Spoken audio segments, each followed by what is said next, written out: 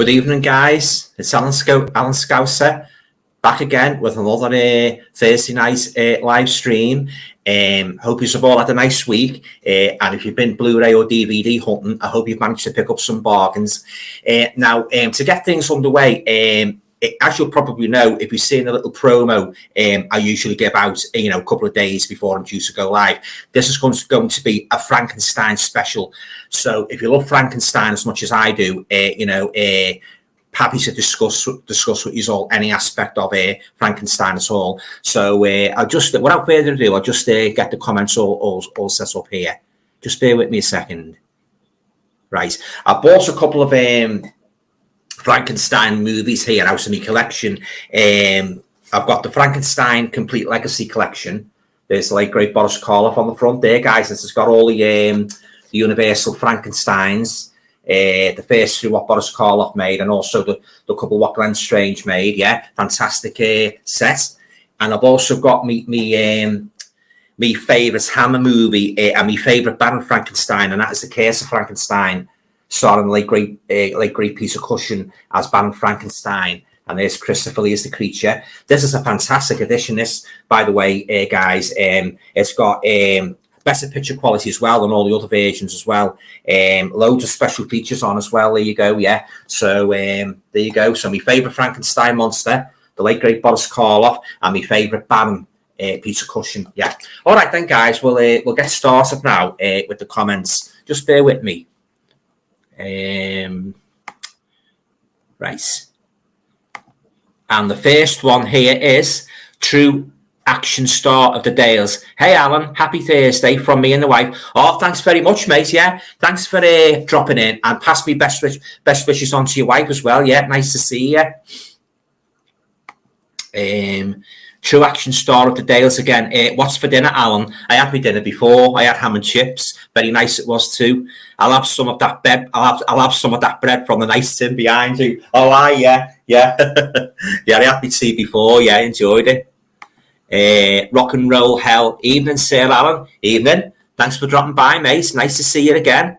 Yeah. If you love Frankenstein, any aspect about Frankenstein, please feel free to voice your favourite movies and ask me anything about Frankenstein, anything at all. Yeah. True Action Star of the Day. You've got a nice Frankenstein t-shirt. Oh, do you like it, do you? Yeah. I've got a Wolfman one as well. Yeah, I've got to get Christopher Lee. Yeah, as Dracula. Yeah, they're pretty cool, these t-shirts, aren't they? Yeah, the great Boris Karloff there as the Frankenstein monster. True Action Star of the Day. Your voice is out of sync. It's like you'd. Oh no. Oh, hang on a minute. Let's just go into the settings.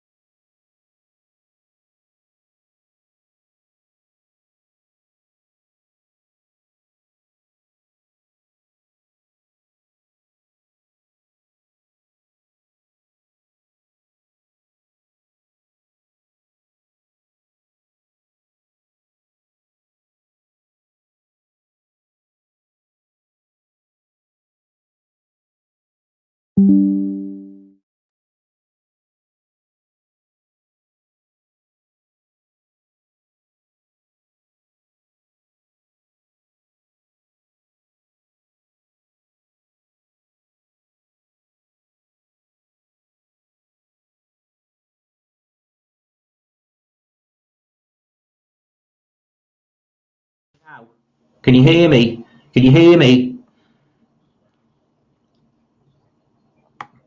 Right, I've adjusted it again, guys. Let me know if you can hear me all right now. I've got so many settings here. I've got a setting for my camera, and I've also got the StreamYard settings. So I've tried my camera setting now. So let me know what the sound's like now, because it's on the microphone I use for my camera. So let us know, if there's any issues. I've muted myself. Yeah, I've done that before. I didn't do it deliberately. Obviously, I just sort of I just pressed the button and I pressed it back on again. Can you hear me now? What did you think of Robert De Niro as Frankenstein? Yeah, not a bad Frankenstein monster. I've got the 4K of that with all the special features on. I haven't watched it yet, but yeah, he was pretty good. Yeah, pretty good monster.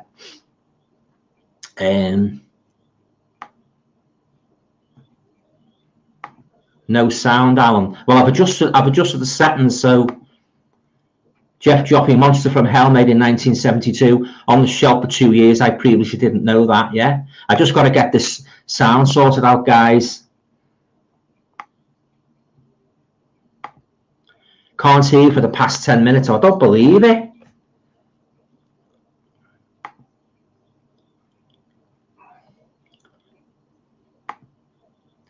Alan, there is no sound, mate. Oh.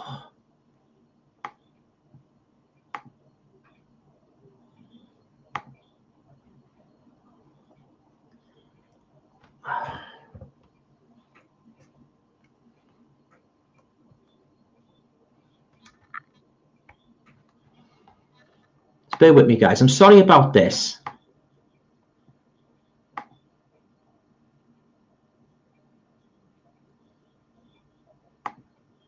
Jeff Joppy, sound was okay until someone said Alan was out of sync, then the sound went off. I don't know why it was out of sync.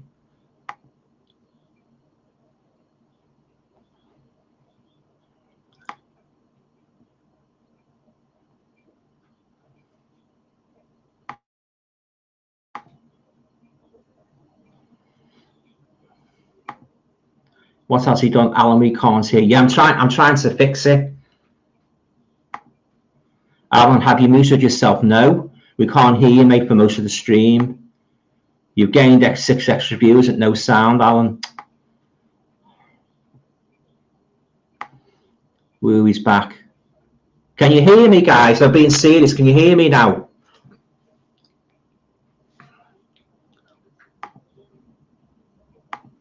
Pete's saying, yeah, you're back. Oh, thanks very much, Pete. Yeah, that's a relief.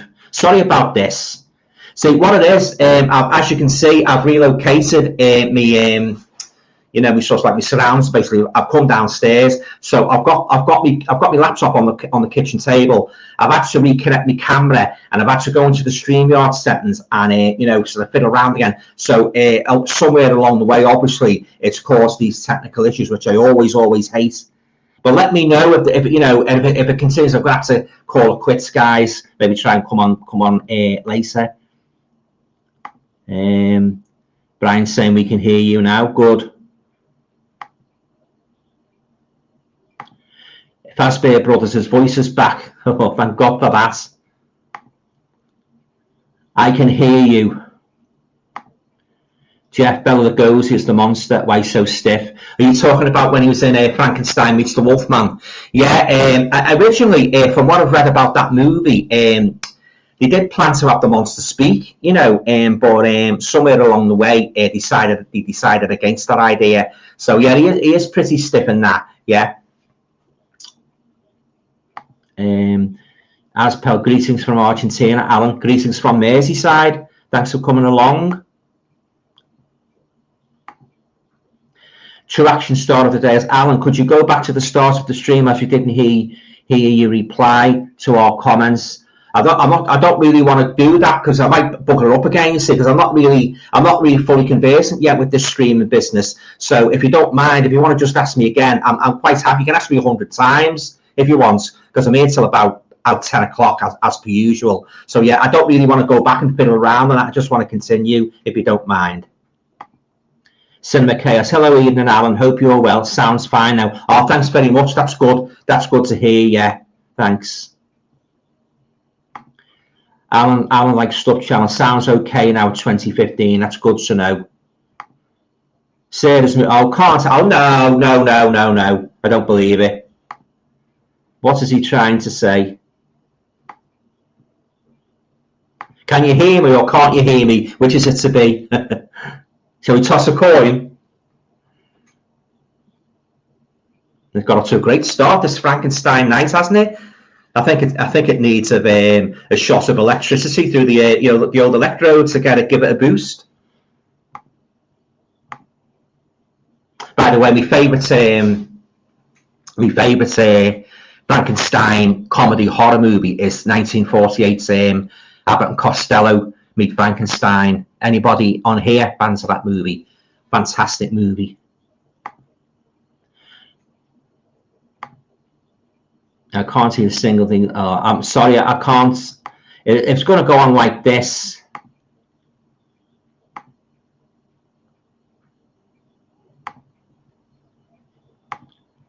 All right, Peace. Alan, you sound fine, don't worry. Oh, thanks very much, Peace. Yeah. If there's any dodgy trolls on here trying to sort of like sabotage or nice, they're going to be removed, so be warned. I'm not in the business of that sort of thing. Jeff Joppy, I Hear You Now by John and Ben Jelly. Fadspaper, don't worry, Alan, the trolls are gone. They better add me as well. Don't like, I don't like them going on other people's streams as well. It ruins it. You're sitting there enjoying the chat and that, and people there, talking about movies and that, and you get these bloody dickheads coming on with the crap. It's one of the main gripes about YouTube. I don't know what they get out of it. I really don't. They must lead very sad lives. That's all I can say.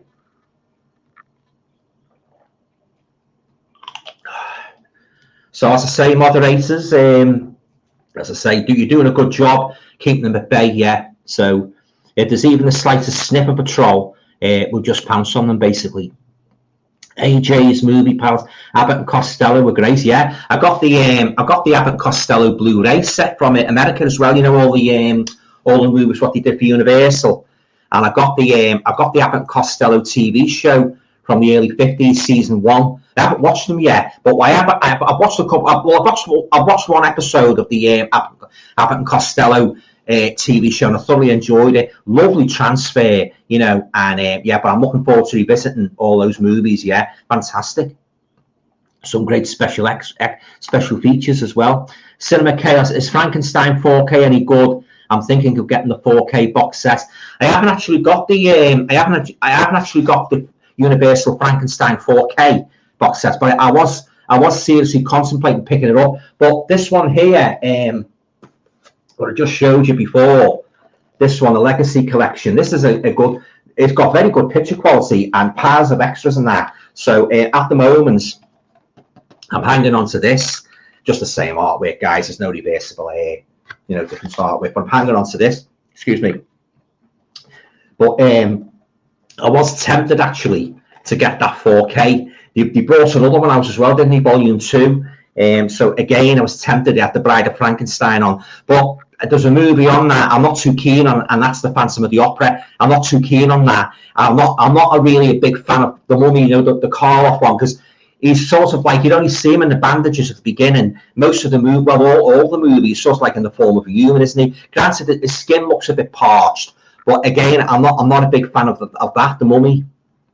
Love the Wolfman, absolutely love him, and of course Bela Lugosi's Dracula.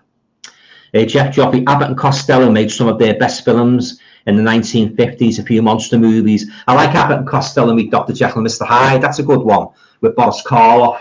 That's a great one, that. Yeah. Rapscallion is asking me, hi Alan, you okay, mate? Do you like Frankenstein Created Woman? I love Frankenstein Created Woman. That takes a sort of like a different spin on the Frankenstein story, doesn't it? It's sort of like it deals with the narrative of transporting souls, into different bodies. The guy goes to the guillotine. No, not the guillotine. Is it the guillotine, or does he get hanged? He gets sentenced to death anyway, and he's sort of like, he comes back. His soul comes back in the girl's body, the girl who Frankenstein's sort of like experimenting on. And it's all, as I say, it's all about souls, it's something different. something different that in the Cushing Frankenstein saga. Yeah, I've got the Screen Factory edition of that, lovely edition, absolutely pristine transfer, and Peter Cushing. Once again, he's really on the money. I love the beginning as well, where he's in like Peter Cushing, he's frozen, he's in suspended animation, and one of the fellas he pulls the thing out like a fridge, and Peter Cushing's all frozen like that, and he sort of like he melts and that, you know, sort of like and of course he's up to his old tricks again, isn't he? Once he sort of like they thaw him out. You know, it's usually the Frankenstein monster they thought out, isn't it? But in this particular instance, it was our favourite Baron, Peter Cushing. Yeah, fantastic. I love that Frankenstein created woman. Well, I love all the Frankenstein movies that Cushing was in. Richard Brown, what about Young Frankenstein? Yeah, good spoof. I don't remember too much about it because it's years and years since I saw it, but I remember that Marty Feldman played a very good Igor. Terry Garr was in it as well, another one of me movie crushes. Terry Garr, she was in it, wasn't she? And Gene Wilder, yeah. So and the part where he says about it Frankenstein, not Frankenstein, you know. But I don't remember an awful lot about it. I do remember vaguely the part where the monster does a Fred Astaire, doesn't he? Doesn't he put a top hat and tails on? He dances on the stage. I do remember that, but I'll have to get that on Blu-ray. Brian's saying, I'm a big fan of Abbott and Costello meet Frankenstein. It's so funny. I love it. I love Abbott and Costello meet Frankenstein, and it's actually on this. Edition, yeah.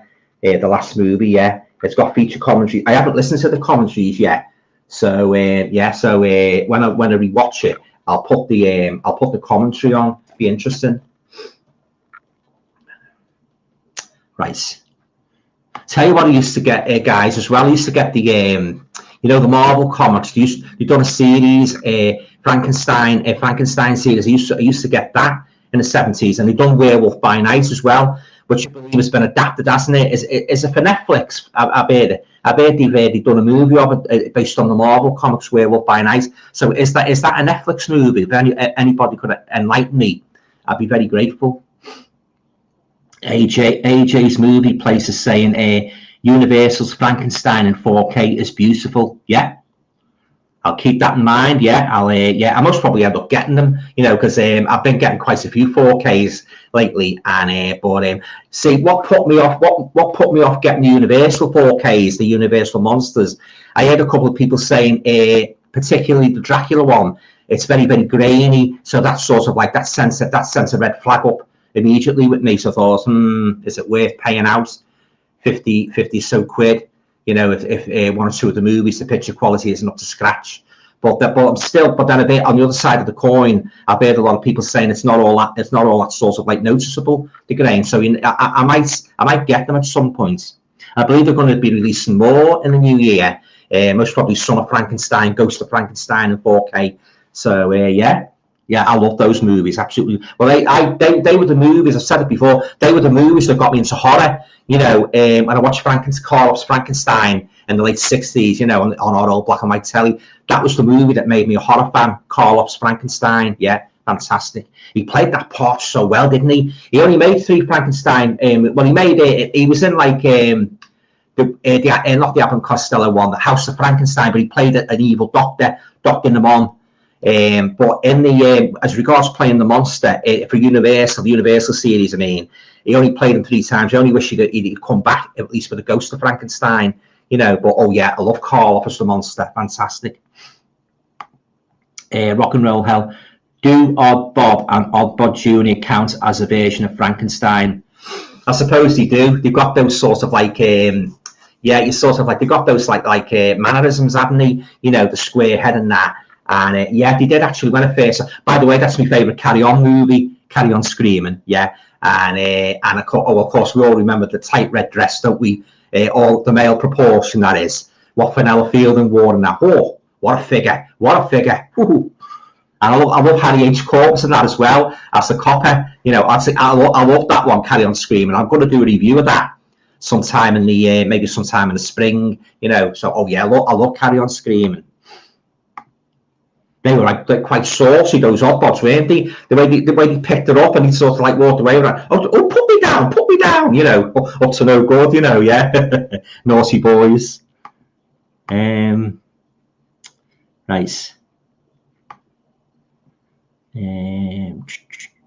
Bear with me, guys. I'm just getting the comments all sorted.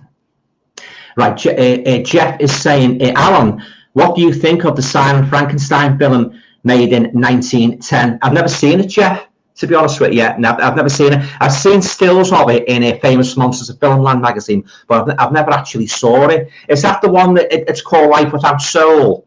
Is that the same one? But yeah, I've never seen it. Edward's here. You're right, Edward, mate. Thanks for dropping by. Evening, Alan. Hope you're well. I'm not too bad, thanks, Ed. Yeah. What's your favourite Frankenstein movie of all time? It's got to be this one, hasn't it? Boris Karloff, 1931. Frankenstein. Yeah. The greatest Frankenstein monster that ever was. Yeah. That was the movie. I've got to say it again, guys. That was the movie that got me into horror. Frankenstein, 1931. So Boris Karloff's my favourite Frankenstein monster. And the late great Peter Cushing is my favourite Baron. Although, having said that, to be fair, I do like Colin Clive in the first two Universal Frankenstein movies. Yeah, for some reason he called him Henry Frankenstein, didn't he? I don't know why they didn't call him Victor, as he was in the Cushing movies and in the Mary Shelley novel. Oh, have any of you guys read the Mary Shelley novel? I tell you what, there's a big difference, isn't there, between the monster, the way the monster is in that novel, and the way he's portrayed in a lot of these movies. You know, a lot of the movies, like after Karloff, the monster was portrayed as a lumbering brute, wasn't he? So it's like walking stiff and saying, "Yes, master." You know, like Glenn Strange played him, yeah. But in the Mary Shelley novel, he's very, very erudite. You know, he's very, very knowledgeable. He's up in the nuts.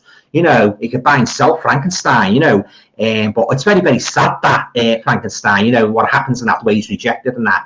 But he learns himself. You know, he teaches himself, and I think he becomes even more intelligent than bloody Frankenstein. Yeah. Oh, yeah. I've read the novel many, many times and that, you know, but with some brutal killings in it, guys.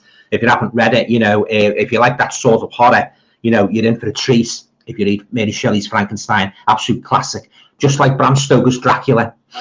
Brian's saying, I think there was a Frankenstein film with John Hurt where he played, there was, yeah, Frankenstein Unbound, yeah, where he played a time traveller. I think it was called Frankenstein Unbound. That's the one, Brian, yeah. I think there was a Dracula Unbound one as well. As far as I can remember, I think they were based on two novels, if my memory serves me correctly. But yeah, I know the one you mean.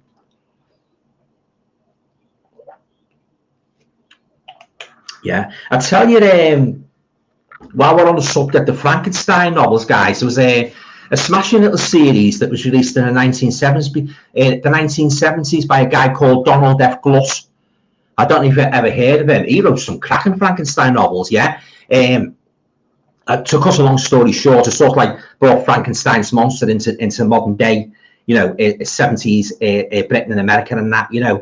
And it's this fella, he goes to the Arctic in a ship, he's a bit of a scientist, and he revives Frankenstein's monster from the ice and that. And all sorts of adventures happen to them and that. There was one he made where he fights Dracula. That's a great one, that. Frankenstein meets Dracula. Now, that was released in the Christmas of 1977. Yeah, and he made a couple of werewolf ones as well. Yeah, but oh yeah, it's a great little series. Yeah, if you see any old copies on eBay or Amazon, well worth reading.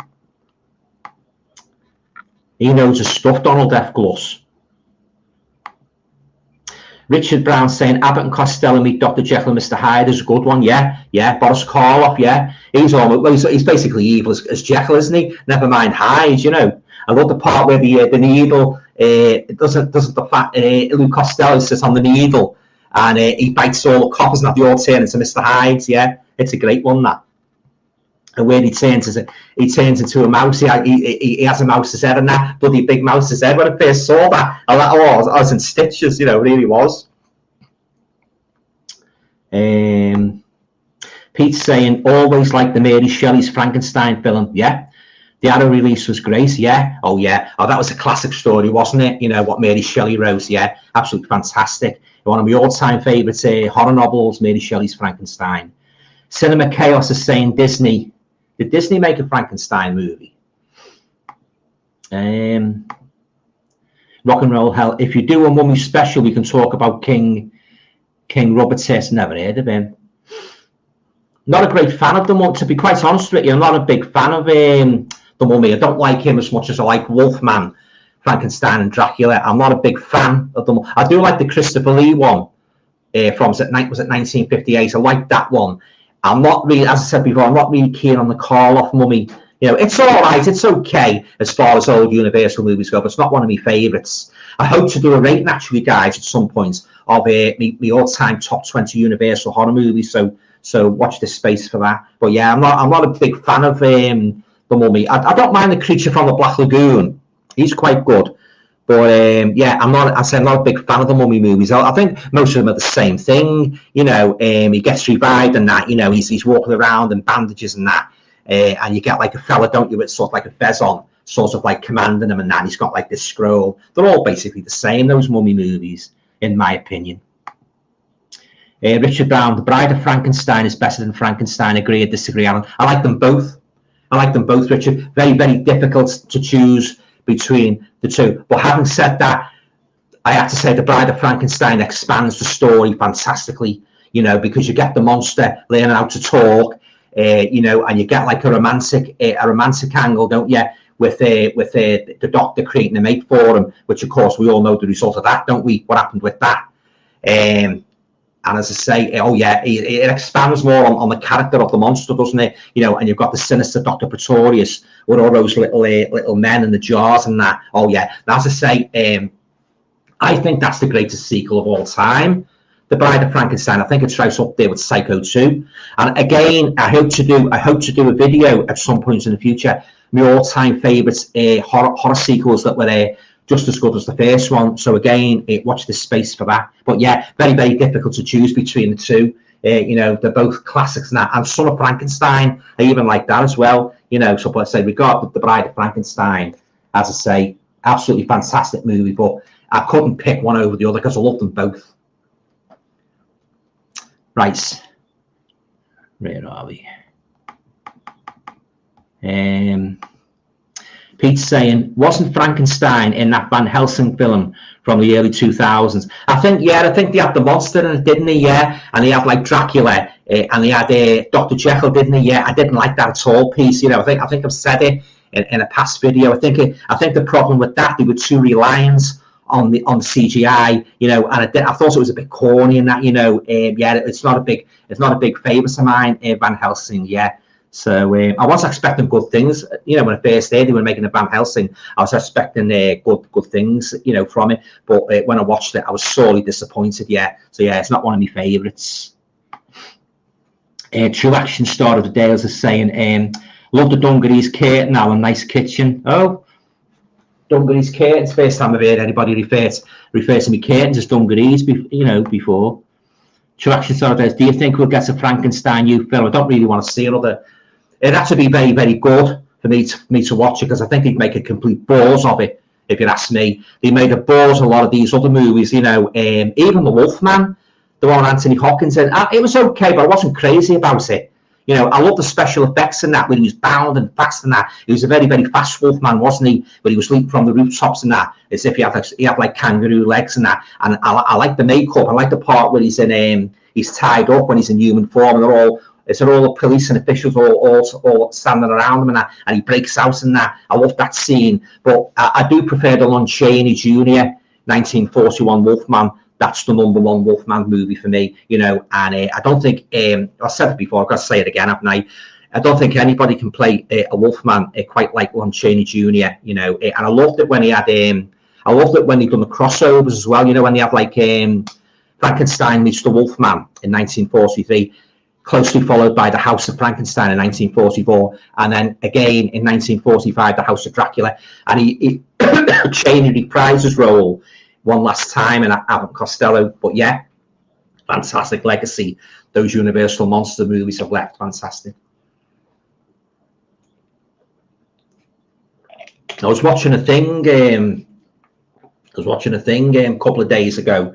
About they've got like a Universal. I don't know if you guys have seen it. They've got a Universal, like it's kind of a like I'd say it's a cross between a Universal shop and a Universal Waxworks. It's got like all They've got like all sorts of like artifacts of the Universal movies. They've got posters. They've got things they used in the Universal when you're making the Universal monsters in glass cases and that. You know, like they had with the Titanic in Liverpool. And they've got photographs of Karloff with Jack Pierce putting the makeup on him. Oh yeah, very interesting. Yeah, you can see it on YouTube. Just type in Universal monsters and that it'll come up. I think it's in Orlando, Florida. Great watch.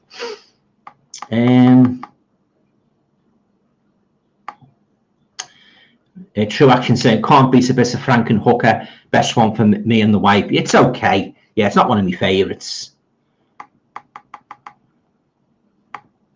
Zanny Adams, Flesh for Frankenstein. I love you. I haven't seen that one. Sammy, I have to get that one. True Action started. Alan, are you on Instagram? No. Playtendo guy, Werewolf by Night, based on those comics you like, is on Disney Plus. I thought it was on one of those channels, Pete. Yeah. I'll have to check that out. Yeah, I loved the comics. You know, when I bought them in the 70s and that. I bought the Werewolf by Night, and I've actually bought the Dracula one as well. So I bought the Frankenstein one, I bought the Werewolf one, and I bought the Dracula one alongside the Spider-Man comics. Yeah. Oh yeah, I was a real comic buff when I was a young, as a young boy. Yeah. Oh yeah, I was always buying the Marvel comics. You know. And I like I tell you what I liked as well, the Famous Monsters of Filmland magazine from America. And when I used to go to the local newsagents, there was only one newsagent in my area. I think I've said this before. There was only one newsagent in my area that stocked those comics. And it was always exciting when you went to the shop and said, oh, here's a comic from America and that, snap it up right away. Sometimes you get 2, sometimes you get 3. Oh yeah, it's all part of a huge staple of growing up in that in the 70s and that, buying those wonderful horror comics. Brian Gilson, Werewolf by Night is really good. I'll have to check that out. The comics were good. Jeff Joffrey, didn't Sting make a Frankenstein film called The Bride? He did, yeah. I wasn't too keen on that, Jeff. Yeah, I wasn't a big fan of that. But yeah, he did make it a Frankenstein movie. And didn't David Bowie make a vampire movie called Hunger? Again, doesn't really stick. I think come to think of it now, I think I have seen it many years ago, but I don't remember all that much about it. But yeah, not one of me most memorable ones. Rock and Roll Hell is saying, I honestly can't imagine any new updated Universal horror being any good. That Tom Cruise Mummy film was meant to reboot it all, and that tanked. Awful film. Yeah, and I'm not really a big fan of Tom Cruise. I'm not really. Top Gun movies bore me senseless. I don't think I could watch half an hour of that. I'd be nodding off. I'm more into the horror genre than that. I'm not really into those type of movies. Brian's saying, my mum says she loves your curtains, Alan. She says they're really nice. I'll tell your mum, much appreciated. Have you seen Frankenstein 1970 with Boris Karloff? Is that the one that was made in? It was at 1959. Where it's a while since I watched it. Is that the one where a film crew? Doesn't he let a film crew film in his castle? And of course, he's up to his old tricks in regards to the mad scientist. I've got that one. If that's the one you mean, I've got that one. Yeah, good movie.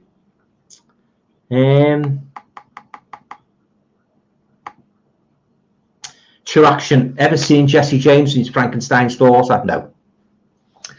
That's the one with John Carradine, isn't it? That was a fun one. No. Brian saying, have you seen the Horror Museum in Los Angeles? It has all the horror props and costumes. The Horror Museum in Los Angeles. Do you mean the Universal Horror Museum? Because I said there was one I was watching a couple of days ago. I think that was I'm sure it was in Orlando, Florida, but I could be wrong. Because they've got quite a few horror. They've got quite a few horror attractions in America, haven't they? Different kinds of genres and that. So yeah. Richard Brown saying, off the Frankenstein topic, did you ever see Old Mother Riley Meets the Vampire with Bela Lugosi? I might have saw it when I was a kid on my old black and white telly many years ago. I don't remember too much about it, to be honest, Richard.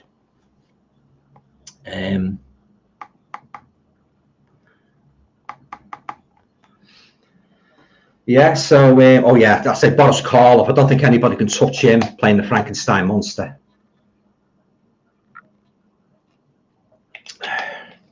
I'd say piece of cushion when he plays the Baron, you know. Just waiting for some more comments to come in, guys.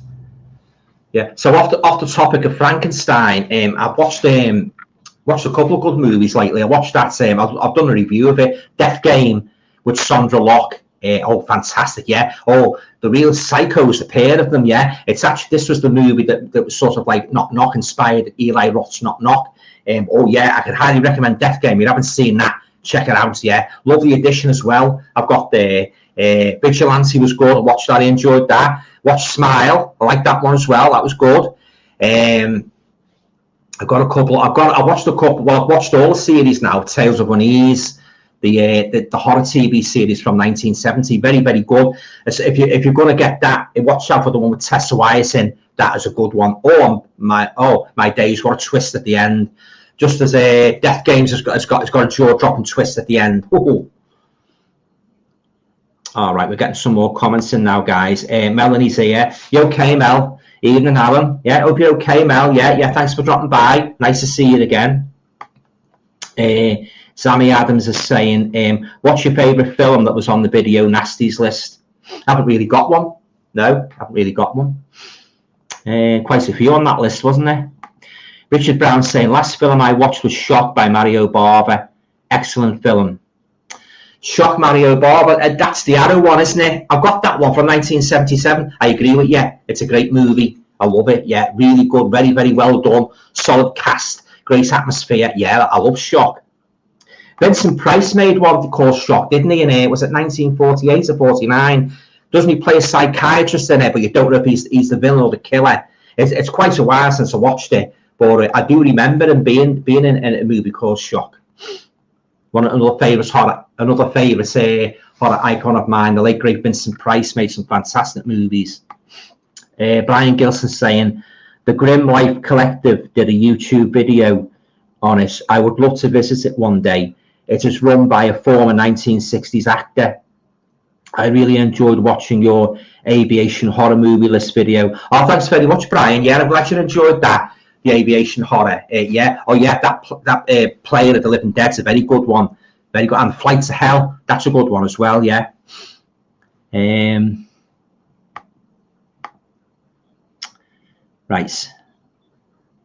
Zami Adams is saying, Rabid Dogs is my favourite Mario Bava. Great movie. Rabid Dogs. Don't think I've seen that one. No, I don't think I've seen that one, Rabid Dogs. Rabid Dogs.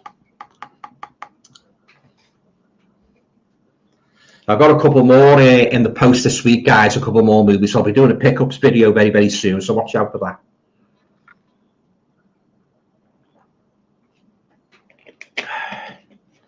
Watched a very quite a quirky movie last night, actually, called Nightbirds. I don't know if have you guys heard of a movie called Nightbirds from 1970. My mum was bored sick with it. She absolutely hated it.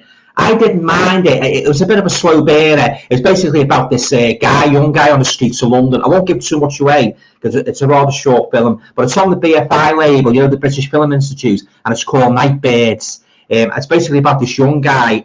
He's on the streets of London as a kind of a dosser, you know, a tramp, homeless basically, and he comes across this absolutely gorgeous blonde girl. Oh yeah, she's really nice, you know, and even though it's black and white, abuse is really enhanced, and she basically he's sort of like, I don't know what if he's taken an overdose of drugs now, but the movie starts off, he's on shit and he starts vomiting, being sick, and then the girl comes, you're all right. So basically what happens from there, she takes him back to a rather dingy flat in London and they fall in love. She asks him, would he like to stay with her? And it takes a very, very dark turn, guys, near the end, yeah. So you think it's going to be a very, very slow burning love movie, romance movie, but it takes a very, very dark turn. You know, the twist isn't really jaw dropping, but it has got a dark twist to it. So watch out for that. Now I'm going to do a review of it anyway. Hopefully over the weekend. I might do one on Sunday afternoon. It's called Nightbirds, and it's on the BFI label. So it's by Andy Milligan. If anybody's familiar with Andy Milligan, the director Andy Milligan, he made a lot of exploitation movies, a lot of which many people haven't heard of. And this was another one that was lost in that, you know, and he sort of like restored it. Now it's in black and white, as I say, but it is a slow burner, you know. But I'll talk about it more in my video, yeah. But so there you go, Nightbirds. That's one to jot down. Richard Brown, Mario Bava was superb, yeah. What's your favourite Mario Bava film, Alan? This is it. See, I've said this before. A lot of these Italian directors, sometimes you get mixed up with what movies they've made, and that. I'm not really a big expert on what Italian director did what movie now, because I know some of Dario Argento's The Bird with the Crystal Plumage. Did Mario Bava do Blood and Black Lace? I love that movie, Blood and Black Lace. Yeah. So yeah, I said that's one of my favourites. And Mario Bava did that. That's one of my favourite Mario Bava movies. But other than that, you know, it's to say there's a lot of those Italian directors, and you get mixed up with them. But yeah, I love Blood and Black Lace. Sure, he did that. Richard Brown, BFI do some brilliant DVDs. They do, yeah. Good company, BFI. Yeah. There's another one of theirs I'm after. With Paul Jones, and he plays a kind of like a rock singer in the late 60s and that, you know, a little bit like David Essex in Stardust, trying to get fame and fortune. And of course, he goes through the whole rock and roll rigmarole of, you know, booze, birds and that, drugs and that. But yeah, I wouldn't mind getting that one. Yeah, I think it's just got one word as a title. But Paul Jones from Manfred Mann. Yeah, I'll have to look that up and see if it's still available. Rapscallion is saying, I love Night of the Demon with Niall McGuinness was great as Julian Carswell. Are you talking about the one with the Yeti? Because the Night of the Demon was the Donald Andrews one, wasn't it, from 1950? Was it 1957 or 58? But then he made one with a Yeti in. So I presume that's the one you're talking about, is that Night of the Demon. I've got that one on the 88 Films label. Yeah, so yeah, good one. Pete's asking me, anything you're thinking about picking up? Well, actually, I've just managed to get one of the ones I was thinking about picking up, Mardi Gras Massacre. I finally got it. I've ordered it now from 88 Films, and I've got a voucher code. So when I ordered it today, I typed the voucher code in, and I got a couple of quid knocked off. So I've got Mardi Gras Massacre on the way. Anything else I'm thinking about picking up? Maybe, despite all sorts of like poor reviews of it, the Halloween Ends. I must probably pick that up on Blu-ray.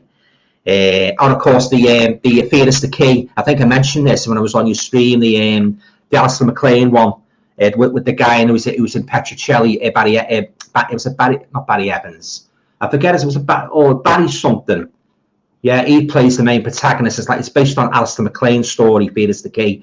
I'm thinking about picking that up. And the other one with Hayley Mills and Twisted Nerve, I'm going to pick that one up as well. Other than that piece, nothing springs to mind at the moment. But I'm really made up to get that Mardi Gras Massacre. You know, really am, yeah. So I'm looking forward to checking that one out. Rock and Roll Hell. Barber's $5 for an August Moon was great. I think I've seen that one a couple of years ago with Edwig Finish. Big fan of Bay of Blood. Bay of Blood. Yeah, I like that one. Mario Bava. Yeah. See what I mean about like when you sort of like broach the subject of Italian directors, you tend to forget. Well, I do anyway. You tend to forget what movies you've done because there's that many. A lot of them sort of like they're very, very similar, aren't they? And this is where the confusion arises. But of course, there's a few standout ones, isn't there? As I said before, The Bird with the Crystal Plumage, Dario Argento, you know, and Tenebrae, you know, I love all them. Phenomenon. I've got all them on 4K. But I saw $5 for an August Moon a couple of years ago. Don't really remember too much about that one. Pete's saying the HMV Premium Collection is apparently going out of print, so best to get the ones you want before they all go. Yeah, it's very sad, that, isn't it? Yeah. I was thinking about it. There's one there, one of my old favourites, the Time Machine at Rod Taylor. That's on the premium, isn't it? And the one with the giant Hansen piece, them. I'm thinking about getting that one as well, yeah. So when I go over to Liverpool on Saturday, providing the trains are all right and that, been absolute chaos lately with those trains.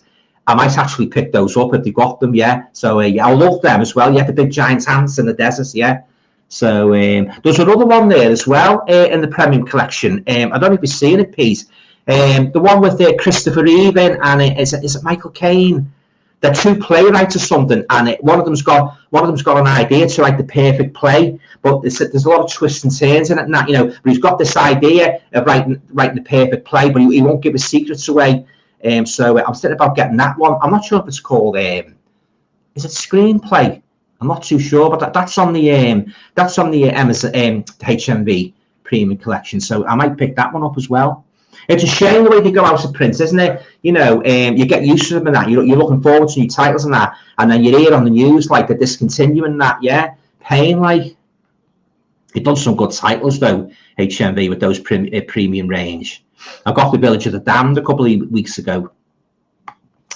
Rock and Roll Hell. Oh, Mardi Gras, you're in for a treat. Oh, cheers. Yeah, I like that. Yeah, I hope so. Yeah. Pete's saying, I'm looking forward to hearing what you think of Halloween Ends. Yeah. Will you be doing a review? I'll definitely be doing a review. Yeah.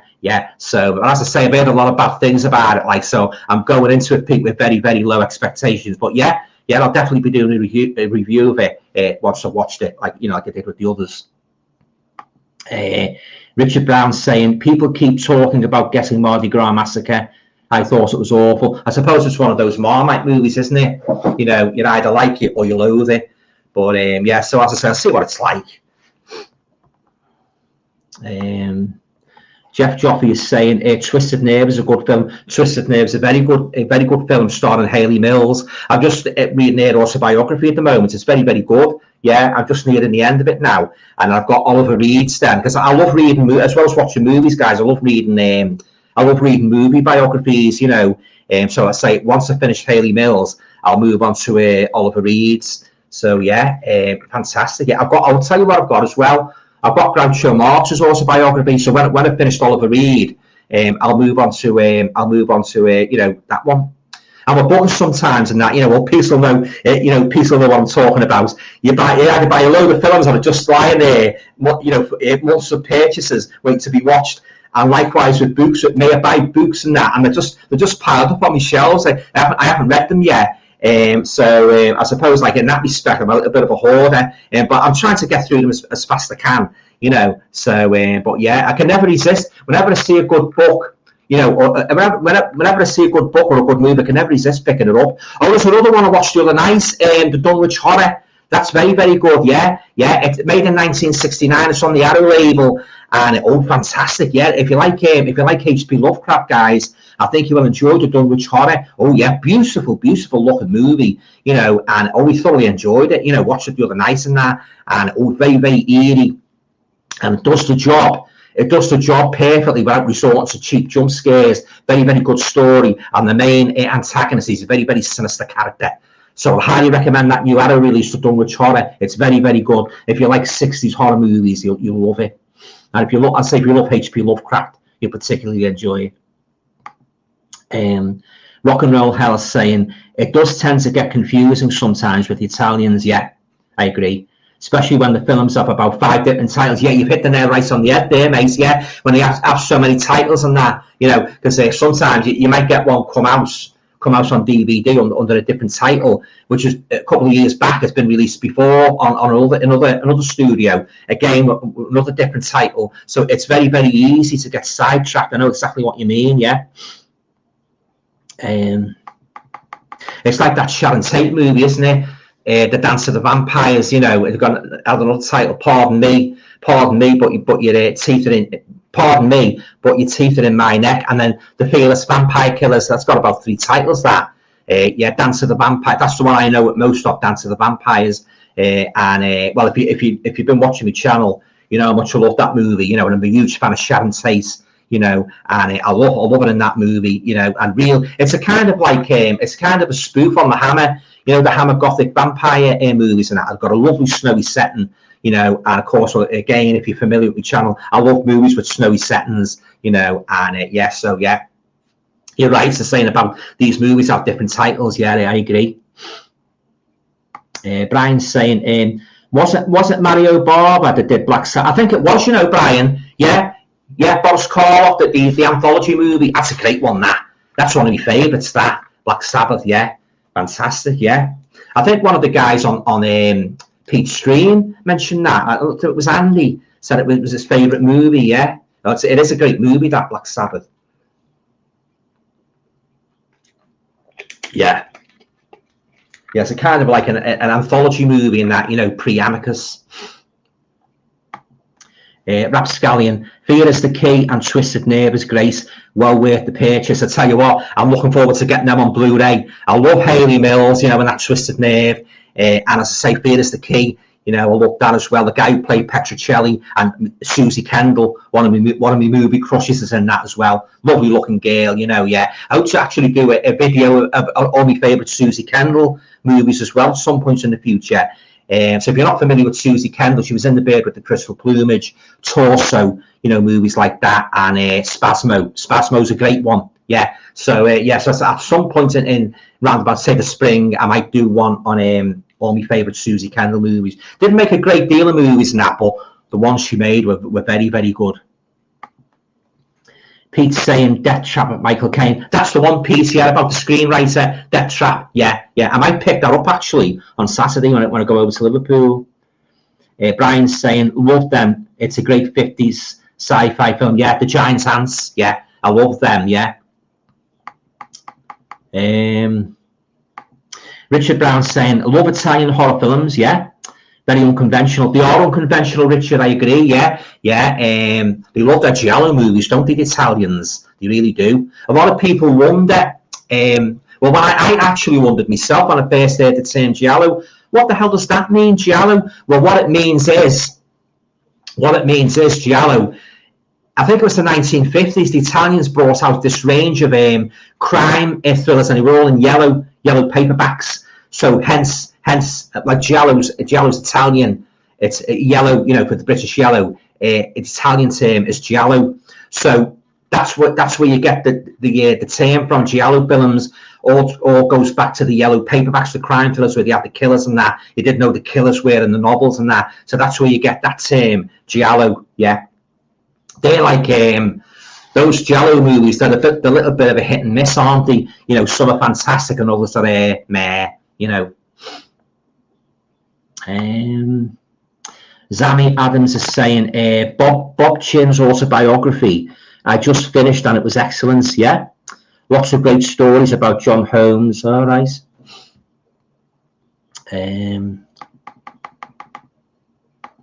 Right, Richard Brown saying, what's your favourite giant book film?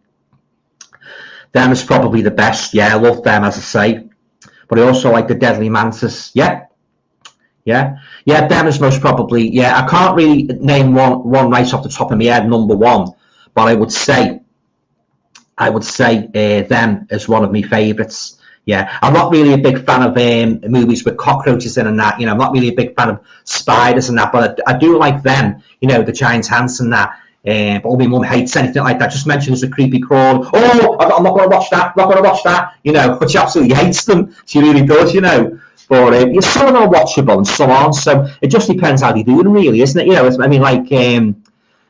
I think I mentioned this on I think it was Pete's stream. Some of the horror movies, like, they're very badly done because you can see the zipper in the suit, you know, or where the sort of like the extra limb's been sort of like attached. You know, the special effects are that bad. You can actually see where the sort of like the makeup, the effects guy has sort of like attached the extra limb or whatever to the creature's body.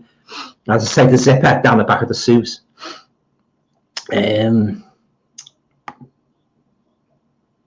Right, Brian Gilson saying Tarantula is a good giant book film. Yeah, very well done. Clint Eastwood was in that, wasn't he? Didn't he play a lab assistant? Yeah, I think it was made in was it 1958 or 59?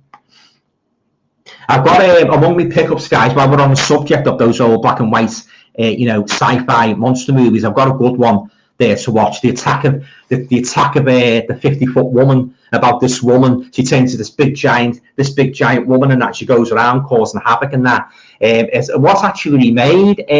Who was it? Was it Daryl Hannah? I'm sure it was Daryl Hannah who remade it in the 90s. Yeah, the attack of the 50-foot woman. So that will be in me next pickups video, which I hope to do on Sunday. So stay tuned for that. I love those quirky movies from the 1950s. You know, fantastic. Yeah. Right, we're down, guys. Right, Rock and Roll Hell's saying, doesn't get any better than Italian horror for me. The 60s, the 70s and 80s were a golden era. Yeah, definitely.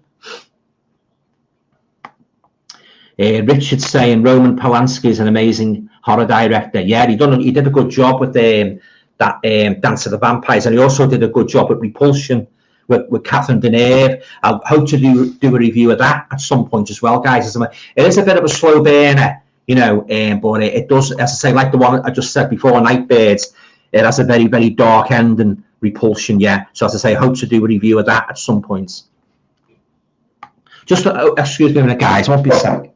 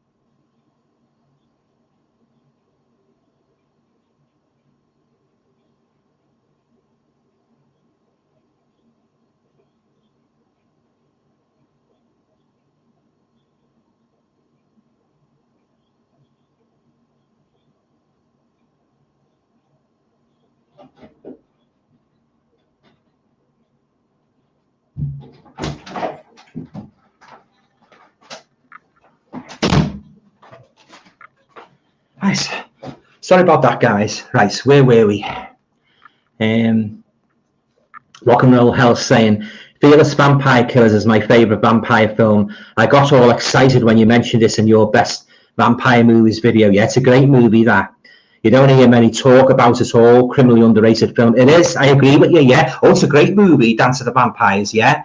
Fantastic performances all around by Sharon Tate, Roman Polanski, and the old guy, the vampire hunter. He's a right gore for him, isn't he? You know, he really is. And Roman Polanski plays he's a bit of a dimwit in it as well, isn't he? The character he plays, you know, they're not the best vampire hunters in the world, are they? You know, and oh boy, what happens at the end? If anybody hasn't seen it, I won't spoil it for you, but I love Dance of the Vampires. It's one of my all-time favourites here.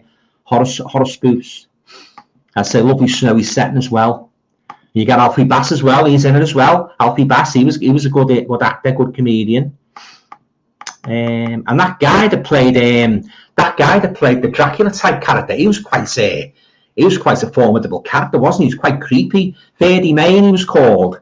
Yeah, he made another vampire film as well. I've got to get that. It's very, very hard to get.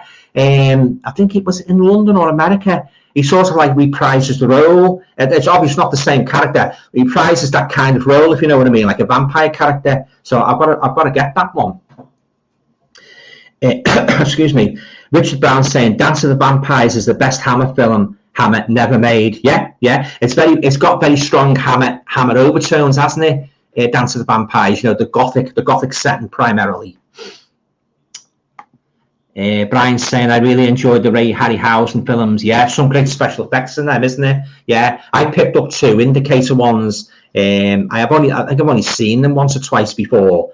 Yeah, so I've got those to watch. Yeah, what was it? It came from outer space, I think one of them's called. Yeah, but I've got to check those out. Yeah. It came from the sea. That's the other one. Richard Brown, have you seen Attack of the Adult Babies, a low-budget British horror film? It's quite good. Yeah, it's quite funny that. I saw that, Richard, on the Horror Channel about a year or 2 ago. It's quite funny, that one. It's a real out there movie, that, isn't it? Yeah. The attack of the adult babies. Yeah. Oh, talking about babies, baby horror movies. Have you heard one called Baby Oopsie? They've done 2 now. Baby Oopsie. This is an American one. Is it The Curse of Baby Oopsie?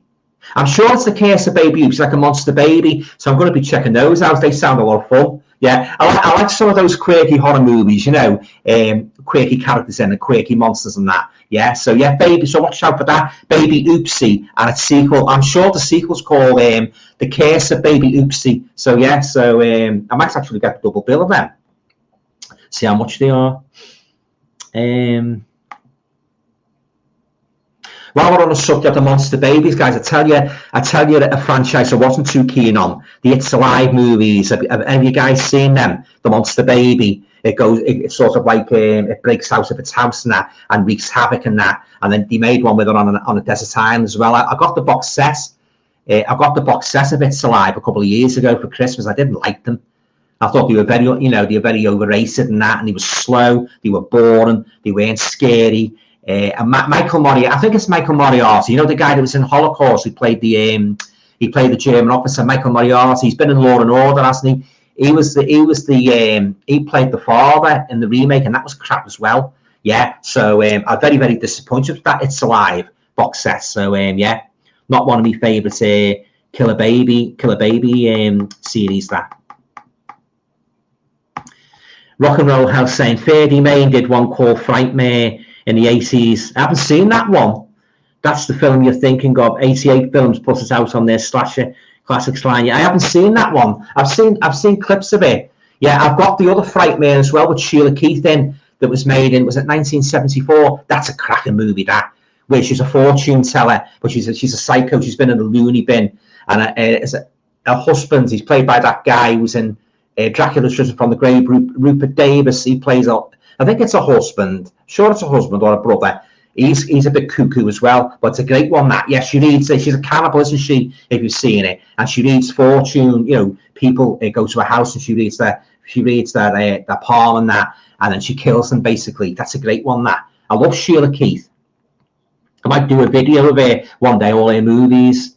Brian Gilson, Baby Oopsie is meant to be good. They are spin-off movies of the Demonic Toys films, right? Yeah. I'm going to get the Baby Oopsies. As I say, they look good. Look a good fun horror movie. Richard Brown saying the first two It's Alive films are good. Oh, did you like them too? Did you, Richard? The third not so good. Larry Cohen, that's right. Larry Cohen, the director, has made some good films. Yeah, they weren't for me then. Those It's Alive. I did like that one with Joan Collins in. I Don't Want to Be Born. That was made around about the same time as It's Alive. It came out. Yeah, I Don't Want to Be Born. That's a good one. That Ralph Bates is in it as well. Great one. That she gets raped, doesn't she, by a dwarf and that, and she spawns a monster baby. Yeah, I like that one. Network's on the Network label. That one. Richard Brown, Pete Walker did Fright Me. Did, yeah, he did. I love Pete Walker. He's made some great movies. Yeah. The Flesh and Blood show is a good one with Jenny Hanley in, where they're making this sort of like the theatre production at this end of the pier theatre. The guy who was in Big Deal is in that. Who played Robbie Box in Big Deal. He's the fellow that's making the play. They all get bumped off, don't they? It's a twist at the end. Yeah, that's a great one. That.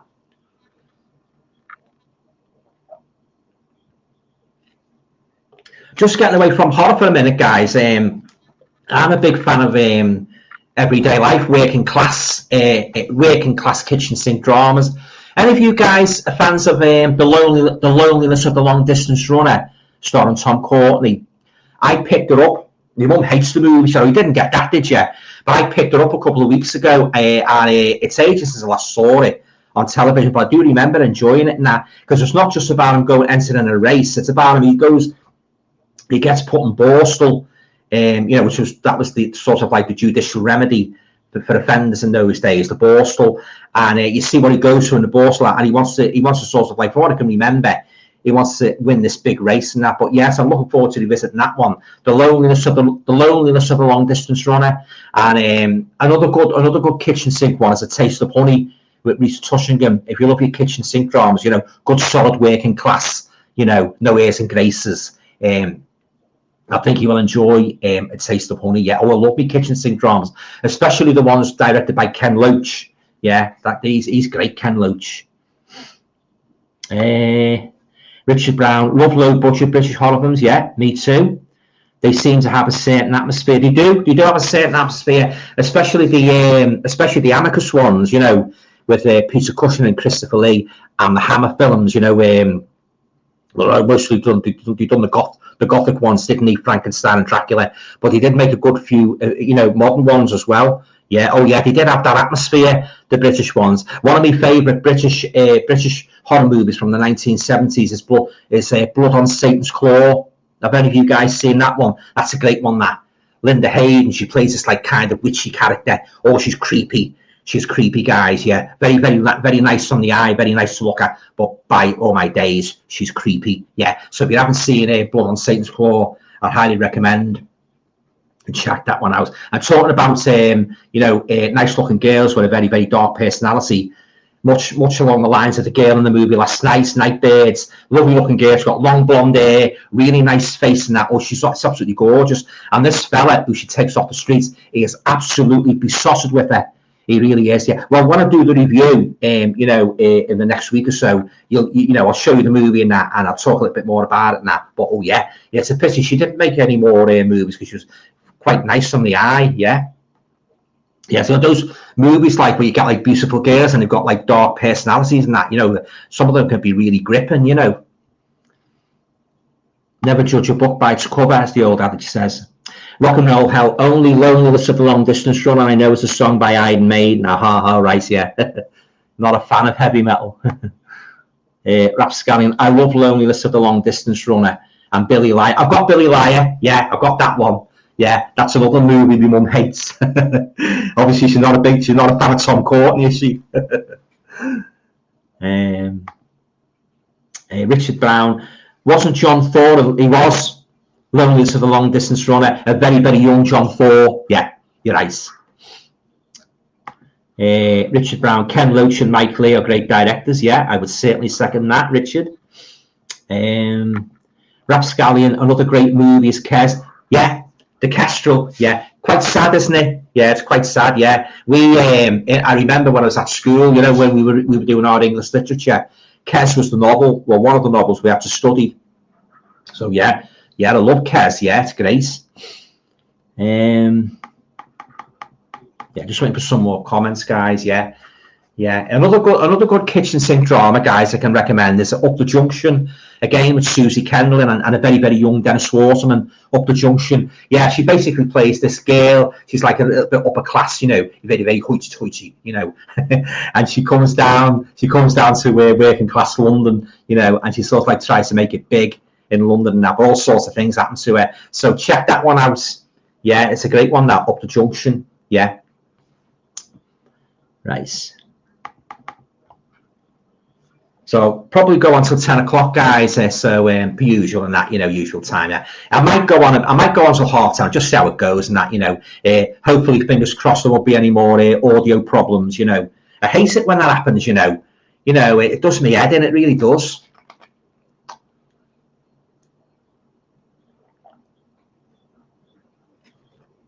Yeah.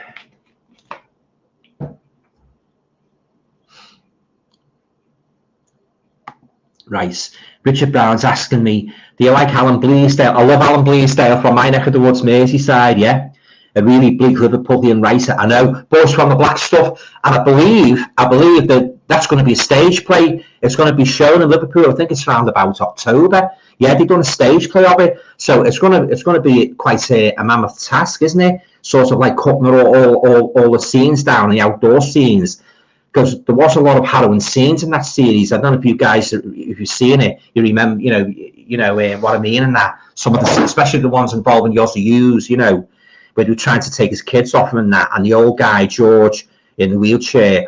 Some very, very harrowing scenes. Yeah, it's sort of like that came out at a time when unemployment was very, very bad in Liverpool, and I can remember those days very, very clearly.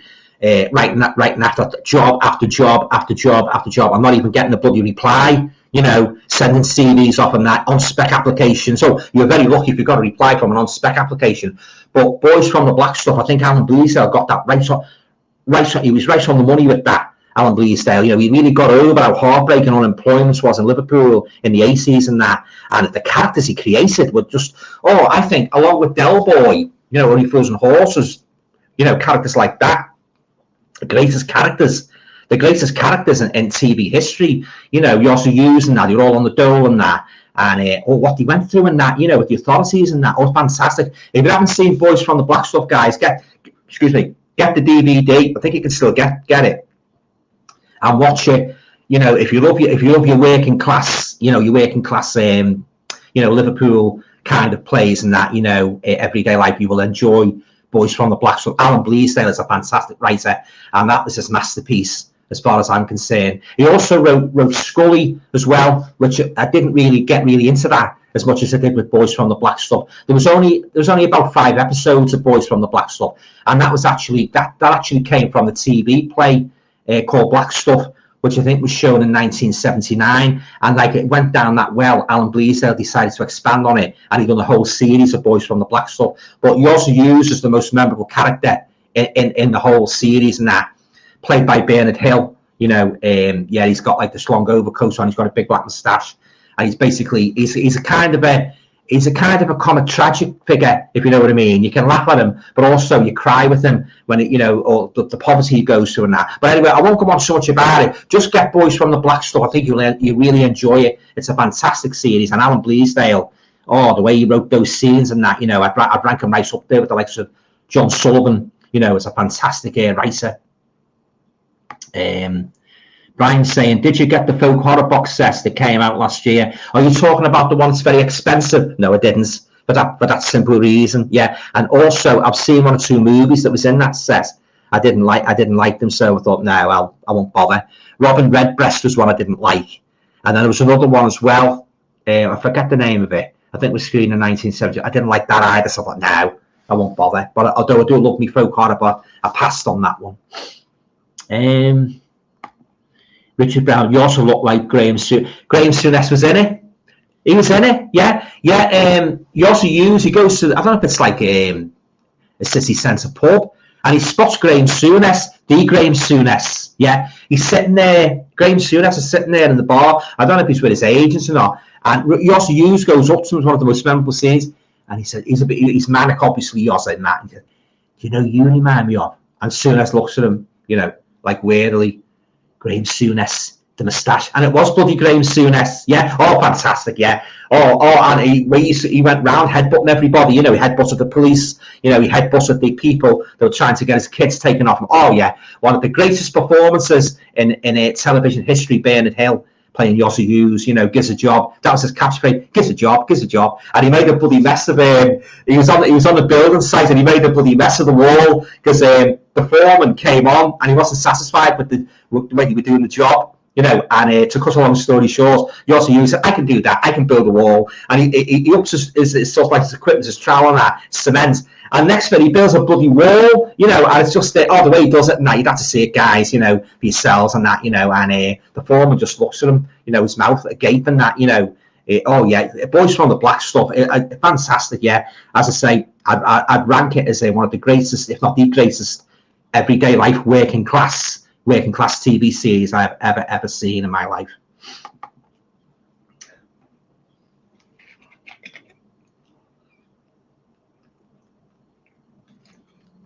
Yeah, so I say I love me kitchen sink dramas. Everyday life. My mum loves them as well. Yeah, so some more comments, guys. Yeah, so any plans over the weekend? Any views for doing any Blu-ray hunting? You know, any movies? What you've got in mind? You want to pick up? Let me know. You know, feel free to voice them and that. But yeah, I'm looking forward to getting Twisted Nerve on Blu-ray and Fear is the Key. Because I made up getting Mardi Gras Massacre, yeah, and that Death Game. Oh, what a thriller that was! What the 2 girls put that man through in that movie. Oh, my days, you know. It's a very, very I highly recommend Death Game if you like a good psychological thriller. And that one I spoke about, watched last night, Nightbird. It's very, very slow. You know, it's not for everybody. You know, if you don't like slow burns, you may not like it. But I watched it right through to see what would happen at the end and that, you know, because she picks the guy up off the streets and that, takes him in and that into a dingy flat. And you've got this landlord as well, this Irish guy, looks a bit like Freddie Garrissey. Remember Freddie Garrissey out Freddie and the Dreamers and that? So you've got him, and then you've got like an elderly woman. She reminds you a little bit of Mildred and that. She's a bit of a manny, so you know, George and Mildred. and she fancies this guy and that, you know, and I think he has had her on the quiet and that, yeah. But oh yeah, I must warn you guys as well that some naughty scenes and away misses. So if you don't like shots of nudity, you better shut your eyes up, better not watch it at all, you know. But yeah, it's one of those slow burners, as I say, you know, Nightbirds. Very, very rare movie, yeah. So I suppose it's one of those Marmite ones. You either like it or you don't, yeah. So, well, thanks for turning up anyway, guys. I'm really enjoying it, like, apart from the sound problem at the beginning, you know, which is always a pain. So, yeah. So, yeah, so I say, like, it's a shame, really, like, when you think about it, HMV discontinuing that premium range, because there was some great titles in that, you know. I got the 2 Draculas, the HMV premium titles, you know, the Dracula AD 1972 and the Satanic Rites of Dracula. Yeah, so as I say, I'll probably snap up them and the other 2, what I mentioned before. I'll get the comments back now. Richard Brown saying, my brother has just bought all the Conjuring Universe DVDs. What are your thoughts? What are your thoughts on the Conjuring franchise as a whole? Well, I did like the first one, but having said that, when I first watched it, I wasn't a big fan of it.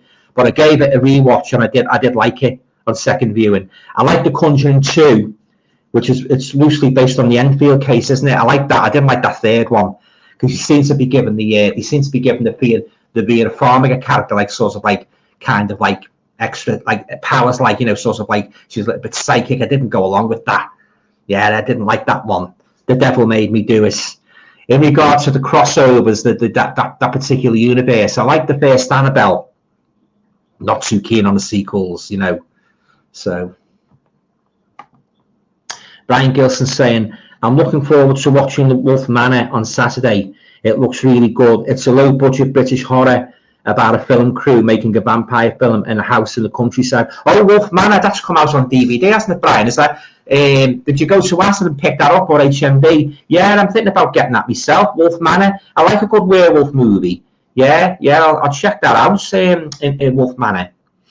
I tell you what, I'm looking forward to, guys. You know, I like that Jack in the Box movie. What I've done a review on last year. They brought a new one out, Jack in the Box. It was Jack in the Box, The Cult. So I'm going to be watching that. I might rent it actually on Prime before I venture to buy. So that's another one I'm looking forward to. Yeah, the sequel to Jack in the Box. Brian Gilson is saying, me and my mum also bought Rise of the Mummy on. That's the other one, Rise of the Mummy. I've got to check that out as well on DVD from America. It sounds good. From your review, we are watching it on Saturday too. Yeah, they brought another one out though, haven't they? I thought that was the one you were referring to, but the one you just spoken about, that's the one I've done the review of. Yeah, but they brought another one out. I just watched it last night on Amazon, so I'll be checking that one out as well. Yeah, I say those mummy films that, as I said before, I'm not really a big fan of them, but I'll definitely check that one out. There's been a few good ones, you know. But on the whole, I'm not really. I don't like them as much as I like Dracula and Frankenstein and the Wolfman movies. So I say I'm not a big fan of the Phantom of the Opera either.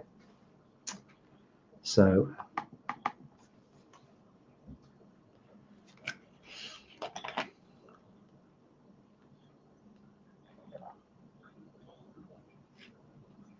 a lot of the in the pickups, guys. There's another good movie I can recommend. The Devil's Reign with William Shatner. I don't know if any of you guys have seen that one. It's very much along the lines of The Devil Rides Out. So I've got that. I bought that. So I'm looking forward to watching that on Blu-ray. It's a good one. That if you like your movies like Dennis Wheatley, kind of Dennis Wheatley narratives, I think you'll enjoy that one. That's a good one. Yeah. Right. Richard Brown saying, Alan, do you think the prices of DVDs and Blu-rays are getting a bit high? In some quarters they are. I think some of the prices they're charging for the 4Ks are just disgusting, you know, to be honest with you, you know, and some of these sorts of like second-hand stores that's selling them for exorbitant prices, I think they need their knuckles rapping, you know, if you ask me. Used box sets, used Blu-rays, used DVDs, you know, selling them for shop prices, sometimes more. Yeah, I don't agree with that. But I think like on the whole, I think like DVD well, particularly Blu-rays and 4Ks are ridiculously overpriced. You know, DVDs are, admitted, there's quite a few cheap ones now you can pick up and that, you know, but in regards to Blu-rays and 4Ks, I think they are a trifle overpriced, yeah. And of course, you've got the, when you order them, say, from abroad, you've got to pay tax and that, haven't you? You know, you've got tax on that on the movies now, which is a bit of a pain.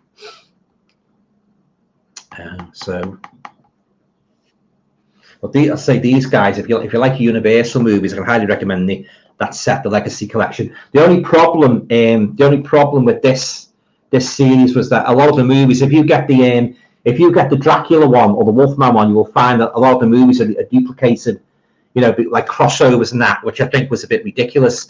You know, but like for instance, the Wolfman appears on here in Frankenstein, Mr. Wolfman. But if you get the Wolfman set, he'll be in that. The same movie will be in that. So that's the only fault really with these now. So what you're better off doing, you're better off getting them individually in that. That way, if you get the box set, that big box set, you're going to get a lot of movies that's repeated. So you're better off getting the ones like the individual monsters, which sort of like minimise the chances of getting duplicates and that. You know, the creature from the Black Lagoon, there's only 3 of them. That's a good example, you know. So if you do it that way, you know, I think it's better doing it that way, actually. I'd say those duplicates, they're just a pain in the bum. You know, they really are. So, but lovely transfers on them. Right. Brian Gilson is saying, I will let you know if Wolfman is really good. Oh, thanks very much, Brian. Yeah, appreciate that. I think The Curse of Humpty Dumpty is coming out soon on Amazon. The price of 4K is really expensive. Yeah, The Curse of Humpty Dumpty. Yeah, I think I picked that up from Asda. I think I picked that up from Asda or HMV. So as I say, this new one that's come out, the sequel, I'm looking forward to checking that out to see if it's as good, you know, as the Curse of Humpty Dumpty. But yeah, I tell you, a movie that's very, very similar to Humpty Dumpty is the Jack in the Box movies. They're very good. Them. I've got the first Jack in the Box and I've got the second one. So I recently upgraded them to Blu-ray.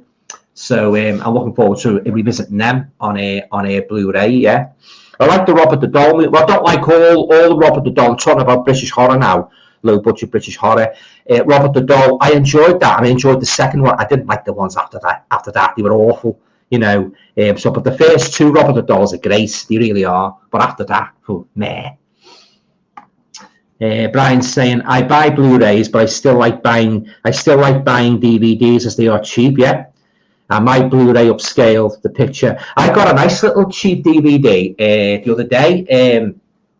You know, Reg Varney was in On the Buses. You know, the cracking little film just after he come out of On the Buses called The Best Pair of Legs in the Business. Does that ring a bell with any of you? He basically plays this kind of female impersonator, you know, a bit like Lily Savage, and he wants to make it big in that. You know, he wants to sort of like expand. He wants to branch out from the little theatres. He wants to become big in that. And of course, like Diane Cooper plays his wife. Do you remember her from Bless This House? She plays his wife and she's carrying on behind his back. And he's got this like brassy kid and that. He's always sort of like picking on him. He's got this pea shooter. And Reg Varney, he's putting sort of like, I think it's balloons up. And this guy, this little lad, he's a bug and he's like Dennis the Menace. So he's got him to contend with as well as his wife carrying on. He has a pea shooter and he fires peas at Reg Varney and that, you know, he's always sort of like winding him up and that. So he's got that and he's got his wife and he's got 1 or 2 other problems as well. But if you haven't seen it, the best pair of legs in the business, I might do a review of that actually. Yeah, maybe next week. Yeah, it's only cost me $3.25. It's a great movie. It's one of my favourites, yeah, from 1973. So watch out for that one, yeah. Highly recommend it. Reg Varney, the best pair of legs in the business, yeah. He's great, Reg Varney, great actor. He made that role of Stan Butler's own, didn't he, On the Buses? Yeah, I've got the big DVD box set of On the Buses, the big clamshell one. My 2 favourite, I love them all, but my 2 favourite ones where he dated the inspector's niece. Oh, I think they're the 2 I've watched most of all. Sally, you know, and she's a real stunner. Oh yeah, she is. She's very, very nice. She's got long blonde hair and that honey blonde hair, and oh yeah, lovely. Talk about the best pair of legs in the business. if you haven't seen it, the inspector's niece episodes, wow. Yeah, but yeah, Stan dates and that much to the consternation of his mate Jack, he's also got the hots for it. But I won't give any more away about it. If you haven't seen it, check that out on the Buses episodes. So one's called The Inspector's Niece, and the other one's called Going Steady. Yeah, I'll tell you another favourite episode of On the Buses like when Stan's messing around. Is it Arthur's got this old broken down motorbike with the sidecar, and Stan's trying to fix it for him, and that, you know, I think he tries to flog it. Oh, that's it. He offers it to Blakey, and Blakey gets stuck in a sidecar. Have you seen that one, guys? That's a good one, that. Yeah, and the one where they pretend to be to impress these two birds. They pretend to be flight attendants, you know, male flight attendants and that. But obviously they're not really, they're only ordinary busmen. That's a good one. Yeah, they get all dressed up in jazzy suits. They get all dressed up in jazzy suits and that, and they try to impress these girls. You know, they give them tall stories of their cabin crew, but they're not really. Yeah, oh yeah, some iconic episodes now On the Buses. Fantastic series. Arthur always going on about us. Don't mention my operation. Yeah, Olive as well. Oh, they're all great in that. Doris Hare playing the mum. You know, Jack. You know, he was very good. I'd say Arthur, Michael Robbins, yeah, fantastic. Bob Grant's played Jack, yeah. Right. Brian's saying, I buy Blu-rays, but I still like buying DVDs. Yeah, me too. As they are cheap. Yeah, exactly. And my Blu-ray upscales the picture. Yeah, yeah, mine does as well. Yeah, I've got a 4K player. I've got a 4K telly. So when I put a DVD on, they look absolutely magnificent. You know, they really do. Yeah. So, oh yeah, lovely 4K player. Richard Brown, like the little Arthur in Holiday on the Buses. Yeah. Yeah, 3 great movies as well. Long overdue for a Blu-ray release. Zammy Adams is saying, have you seen The Mad Death 1983 BBC serial about a rabies outbreak? No, I haven't seen it, Zammy. Well worth getting on DVD. No, I haven't seen that, Sammy. I'll have to check that out. Yeah. Have any of you guys seen a 1972 TV series called The Intruder? About a guy like the villain's got like a patch over his eye and he wears a beret like Frank Spencer. I seem to remember watching that as a kid and seem to remember enjoying it. It was screened on Tea Time. I think it came on after Magpie. Remember Magpie? Yeah, The Intruder. I think it's on Network. You know, Network DVD. So I'm thinking about getting that. The Intruder. But oh yeah, I haven't seen that. Mad Death. There was a TV series that was screened in 1975, which was pretty similar about, like we say about a rabies outbreak. This was about like similar to COVID-19. Everybody all over the world was dying with this like mysterious flu outbreak, and there was only so many people left on the earth. I used to love watching that. It was called The Survivors. I think it was written by Terry Nation. But yeah, I used to love The Survivors. Yeah. So, but they remade that. I think it was about 5 or 6 years ago. I believe it wasn't as good. Yeah, but oh yeah, I used to love The Survivors. So, was there any fans of The Survivors here? Rekindle your memories with me. Right, Richard Brown, like The Mad Death and The Nightmare Man. I haven't seen that one either. The Nightmare Man. Yes, I say wait for more comments, guys. Yeah, so I'm really enjoying it tonight and that, you know. Yeah, so thanks for turning up. Yeah, love chatting to you guys about movies. And I love as well as watching other people's videos. You know, when you show a film I haven't seen, I love that. I'll have to get that one. You know, when they have a rare movie, likewise with me, I like showing rare movies to you guys in the hope that, you know, you might like them, you know, you have to buy them. So yeah, I get a great buzz out of that, you know, recommending movies which I think you'd like. Yeah, that's it. It's all part of the fun, isn't it? Collecting it, being a collector, really. You know, as I love. I think I've said this before, guys. I love stumbling across rare movies, you know, rare little gems. You know, for instance, like The Shuttered Room, and I didn't know much about that. And when I watched it, I thought, wow, that was a fantastic movie. You know, The Shuttered Room with Oliver Reed in, yeah, and Carol Lindley, yeah, which is long overdue for a Blu-ray release. Yeah, movies like Spasmo with Susie Kendall, you know, rare little gems like that. Yeah, so yeah, it's all part of the pleasure, really, of being a collector.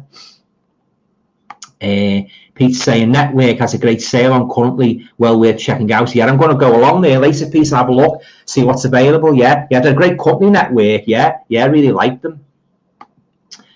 Richard's saying, did you ever see the children's ghost serial, The Clifton House Mystery? No, never seen it, Richard. Never seen it, no. Rock and Roll Hell is saying, never seen Survivors, but I'm a big fan of Ian McCulloch. He's great, Ian McCulloch, yeah.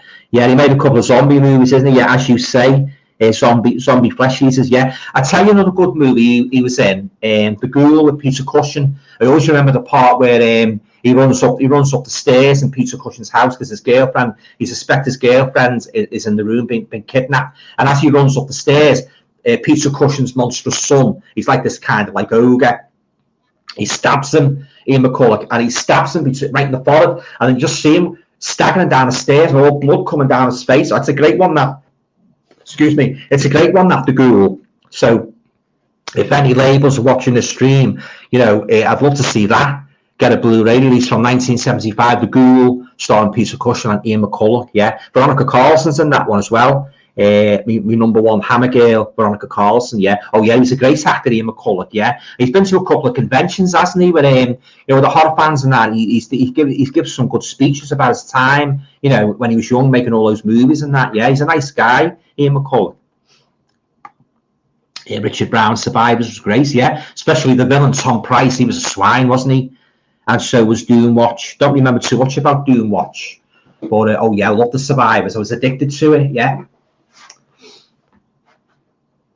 Richard Brown as Survivors was great, and so was Doomwatch, yeah. Brian Gilson, have you ever seen the Oliver Reed, Donald Pleasance House of Usher film that was made in the 1980s? No. I haven't seen that one, Brian, no. I love the original House of Usher with Vincent Price, oh, fantastic. That's the one where he had his hair dyed white, yeah. Rock and Roll Hell, I've met many horror actors, but I've still not met Ian. One day, I hope. Oh, that's great. That's cool. After you've met quite a few horror actors, yeah. I always wanted to meet Christopher Lee, you know, and Peter Cushing, and of course the lovely Veronica Carlson, you know. When a couple of years ago, talking about horror conventions, I went to the Horror Con in Liverpool, and they had one of the guys there who played, you know, the first Jason, Friday the 13th, and he also had Carol Monroe. Of course, I presume you're familiar with Carol Monroe. Lovely lady, you know, she's made many horror movies and that, and yeah, she was there. Didn't get a chance to speak to her though, and that there's that many people there and that, and I'd seen her flitting around, like having a look at the stalls and that, you know, but there was a bit of a queue for her autograph and that, so unfortunately I didn't get a chance to meet her. But oh yeah, I'd always wanted to meet Christopher Lee and Peter Cushing, you know, and Veronica Carlson, yeah, and of course going back further like Boris Karloff, you know.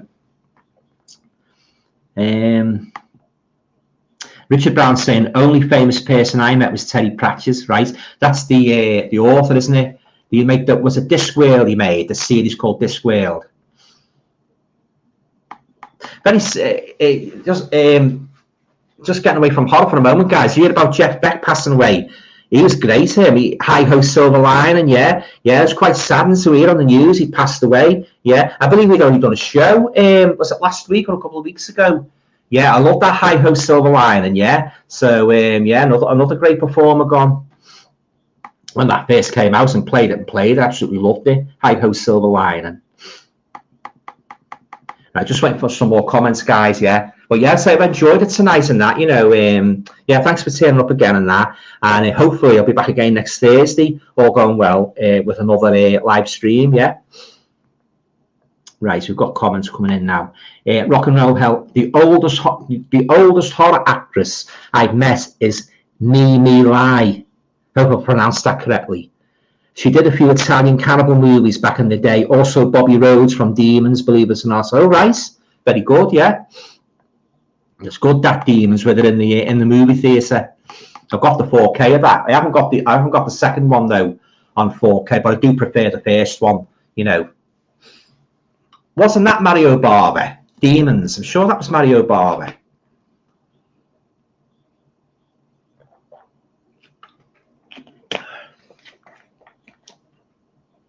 I was very disappointed with that. That's a Ray Dennis Seckler box set I got, guys, for Christmas. I showed it one of the streams. Very disappointed with it. The first two movies are okay, and then he just went downhill. you know, so I'll put it on eBay. Yeah, cost me a bloody £120 that as well. This is the thing. This is the chance you take, isn't it? You know, when you buy these box sets, you know, you don't know what the hell, you don't know what quality the movies are going to be like and that. But yeah, very, very disappointed with it, that Steckler box set. Rock and Roll Health saying, look, Demons was his son, Lamberto Barber. Yeah, you're right, yeah. Richard Brown. Was Mimi Lyon Emmanuel and the Last Cannibals? I don't know, Richard. Not sure, mate. Rock and Roll Hell, no, that was Laura Gemser, right? I did get the I got the 4K of Cannibal Holocaust, so I'm looking forward to revisiting that. Although I don't like the animal cruelty in that movie, because it's notorious, isn't it, for the wild animals and that, you know, getting slaughtered. So I think they could have left that out, you know. But I believe the picture quality though is absolutely pristine. So I'm looking forward to checking that. I've got quite a few 4Ks there. You know, waiting to be watching that. And as I was saying to Pete before, buy films and that are just piling up, and you know, sometimes it takes me a few months to get round to watching them and that. You know, it just depends really what I feel like watching on the night. You know, if I want to watch a comedy, I'll put a comedy on. If I want to watch a horror, I'll put a horror on. It just depends on the mood I'm in. You know. Brian Gilson, I met Carolyn Munro at a convention in Glasgow in 2008. She was lovely. Yeah, she's a very nice lady, Carolyn Munro. She was lovely to meet. She signed a picture of her with Peter Cushing and Doug McClure for me from her own collection. Yeah, so yeah, she's a lovely lady, Carolyn. Yeah. She's made some fantastic movies. She really has. You know. Oh yeah, very nice lady. Yeah, one of my crushes as well when I was a wee young teenager. Still like her today. Rock and Roll Hell, My Lie was in Eaten Alive, Man from Deep River, yeah. Richard Brown at the Earth's Core, yeah, good movie. Rock and Roll Hell, that Cannibal Holocaust 4K is a beautiful transfer, yeah, I believe it is, yeah, so I'm looking forward to watching that. Sammy Adams, Emmanuel in America is another great movie. They don't make them like that anymore, right? Richard Brown, Eaten Alive, that's the one, thanks, yeah. Brian Gilson, Richard Brown, that's the film. Yeah. Right, so yeah, so we're getting back to Frankenstein then, guys. Have you got what's your favorite all-time favorites Frankenstein movie? I'd be very interested to hear, you know, the one that you've watched more than any other Frankenstein, you know. So let me know. You know, I'd be very interested. You know, well, once you get me on Frankenstein, you can't shut me up. It's my all-time favorite movie monster, closely followed by the Wolfman, Lon Chaney, and Dracula, Christopher Lee. They're my three all-time favorite movie monsters: Frankenstein, the Wolfman, and Dracula. Yeah. So, oh yeah, those Universal movies, they were the templates by which you know, subsequent horror movies are judged. You know, they laid the groundwork basically for what we've got today. You know, and but I think it's very sad though when they remake them and they make a botch up job of it. You know, as I mentioned before about the Wolfman. You know, they didn't say it wasn't a very good remake. You know, although I say I did like some of the effects, and I did like the creature, the makeup, and that. The story wasn't as good as the Chaney Jr. one for me. Right, Emmanuel in America was Joe D'Amato, right? Rock and Roll Hell, the OG is great, but I'm a sucker for Mr. Cushing. So his movies take the edge for me. Oh yeah, fantastic actor, Peter Cushing, one of the best. You know, he's very, very good. I believe, like what I've read about him, like from people who worked with him, very nice man, and he loved his props as well. He'd always bring props onto the set and that, and he'd mess around with them and that. You know, very, very dexterous as well, very skillful with his props and that. You know, he really got into the role. Even when he took Frankenstein off, he wanted to create exactly how it would sound if he was cutting somebody's head off. You know, so I think he used what I think he done, guys. I think he used the cabbage to recreate, to be as accurate as possible. Well, you know, when Dr. Frankenstein, he was sort of like cutting the head off to make the sound exactly as that would sound if he was actually cutting a human head off. Yeah, and I think he used a big cabbage. Yeah. So yeah, oh yeah, my man, very, very dedicated to his craft, Peter Cushing. One of his most memorable roles was when he played that poor Arthur Grimsdyke in Tales from the Crypt. That was really sad. That arguably one of his greatest performance. That one, Tales from the Crypt. Yeah, the horrible counsellor lived across the road and that, you know, and drove him to suicide. Very, very sad. Yeah, but boy, did he get his revenge. Cushing at the end. Yeah, one of the most iconic scenes in a zombie movie history. I mean, if you haven't seen it, I highly recommend. You're in for a treat. If you like your Amicus, if you like your horror anthologies, you're in for a treat. If you haven't seen that one, so Tales from the Crypt, 1972, my all-time favourite horror anthology. Brian Gilson. I like the Hammer Frankenstein films. Peter Cushing was so evil in it. Yeah, particularly so in the Curse of Frankenstein, as I said before. And Frankenstein Must Be Destroyed. He is a real son of a bitch in this. He really is. He's got no morals whatsoever. You know, he's dedicated to his work, or to the point of obsession, and he won't let anybody stand in his way. You know, to create this what he thinks will be a perfect man. You know, and he just stops at nothing basically. And to sort of like, this is a great edition, this guy's 2-disc edition. He stops at nothing to try and play God basically. You know. But it always ends in tears, doesn't it? You know, with these Frankenstein movies. But yeah, he's most vicious in this one, The Curse of Frankenstein, and Frankenstein Must Be Destroyed. Really badass, and that he was. Yeah. Rock and Roll Hell. The story about him after his wife died was sad. It was. Yeah. That seems to hit him like a bus. He never got over his wife. No, even Veronica Carlson, like who acted with him, she said, like, you know, you could tell when he came on the set, like he was really devastated on that, you know. And actually, I don't know if you know this story, guys, but you know when he played that Grimsday character in Tales from the Crypt, he had a photo of his wife. He was doing the Ouija board, trying to communicate with his wife. If you've seen the film, you know what I mean. And he's sitting there in the gloom of his house and that, and you know he's got the Ouija board and he's trying to communicate with. And you see his wife, a photo of his wife. That was Peter's real wife, Helen. Yeah. So next time you watch that and you see the photo, you'll know that that's actually his wife. Richard Brown, Frankenstein Must Be Destroyed, a favourite. Yeah, very, very sad what happened to Anna, wasn't it? You know, I didn't see that coming at all. Yeah, very, very heart-rending. Yeah.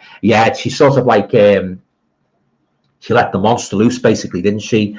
And he just lost it, didn't he? Frankenstein. He just got the scalpel, turned it around, and stabbed it in the stomach. Yeah, that's one of the best Frankensteins. That Frankenstein Must Be Destroyed. He's really evil in that. Really evil. I think he's even more evil in that than he was in Curse of Frankenstein. Richard Brown, never seen a bad film with Peter Cushing. No, he was top of his game, wasn't he, Peter Cushing? You know, he really was. Yeah. I've got a great book about Peter Cushing, you know, like a biography, all his movies and that, and some great stills and that. Yeah, do you know what? I've said this before. I wish he was still alive today, making horror films. And with Christopher Lee, you know, very, very great friends they were off camera. Christopher Lee, you know, and Peter Cushing. Yeah, but yeah, it's a shame, isn't it? You know, you'd have these stars, these icons, and he pass away, and then you look at the state of all the horror movies today. And you think to yourself, oh, I wish Peter Cushing was in this.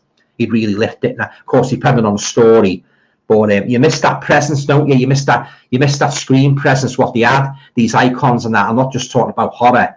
You know, for instance, like we could say like John Wayne, people like that, James Cagney, Humphrey Bogart. They had that screen presence, didn't they? They could really lift the movie. You know, absolutely fantastic.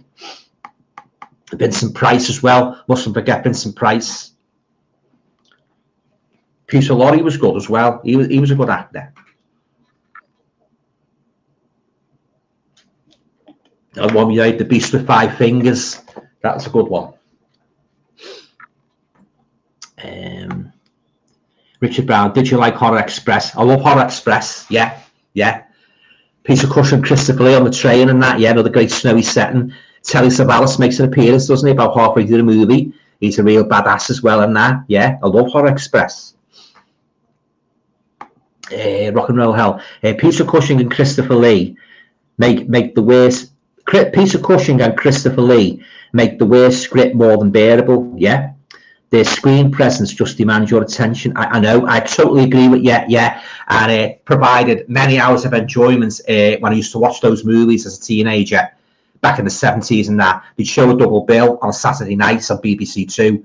One would be a cold one, usually a Hammer movie, and one would be a black and white one, usually Universal. And aside from that, ITV used to show them as well on a Friday night. Tales from the Crypt. I grew up with all them absolute icons, you know, Cushing and Lee. Even my parents used to say when he saw who was on, like, you know, when he saw their names in a movie, or were in for a treat tonight, you know, Peter Cushing's on, Christopher Lee, yeah. Oh yeah, they made some fantastic movies and that. And all my favourites in my collection, I'd never part with them, you know. And it's always nice to get them out now and again, you know, and revisit them and that, and relive the magical moments when you first saw them, you know, on television, like long before video recorders and DVD players. Never did I dream when I used to watch them all those years ago as a teenager that one day I'd own every single bloody one of them.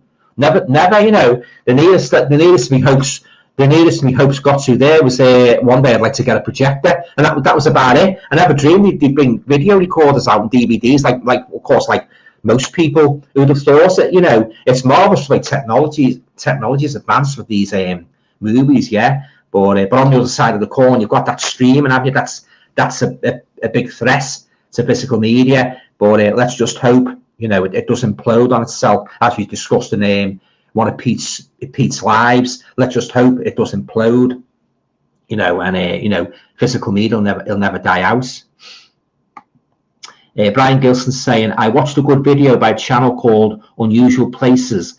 OT shows the house Peter Cushing lived in with his wife, and the cafe he visited, and the other places he went to in his local town. Yeah, I think I saw a program pretty similar a couple of years ago with Peter Cushing. Yeah, I used to go to a cafe and have a cup of tea.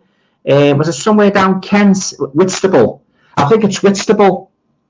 Yeah, and it was well known, Peter Cushing. Yeah, living there and that. He used to pop into this cafe and have a cup of tea and that. Yeah, Whitstable.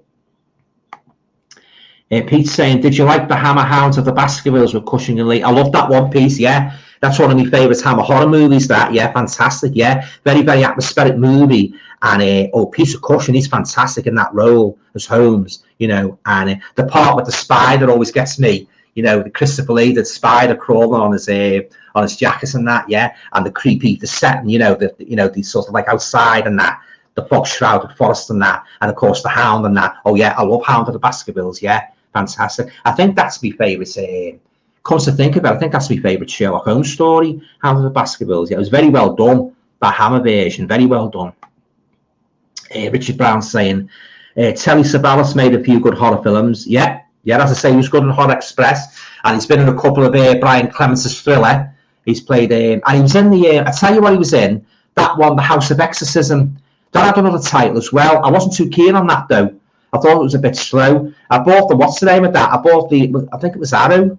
Arrow brought The House of Exorcism. It wasn't a very good movie, but the colour was lovely.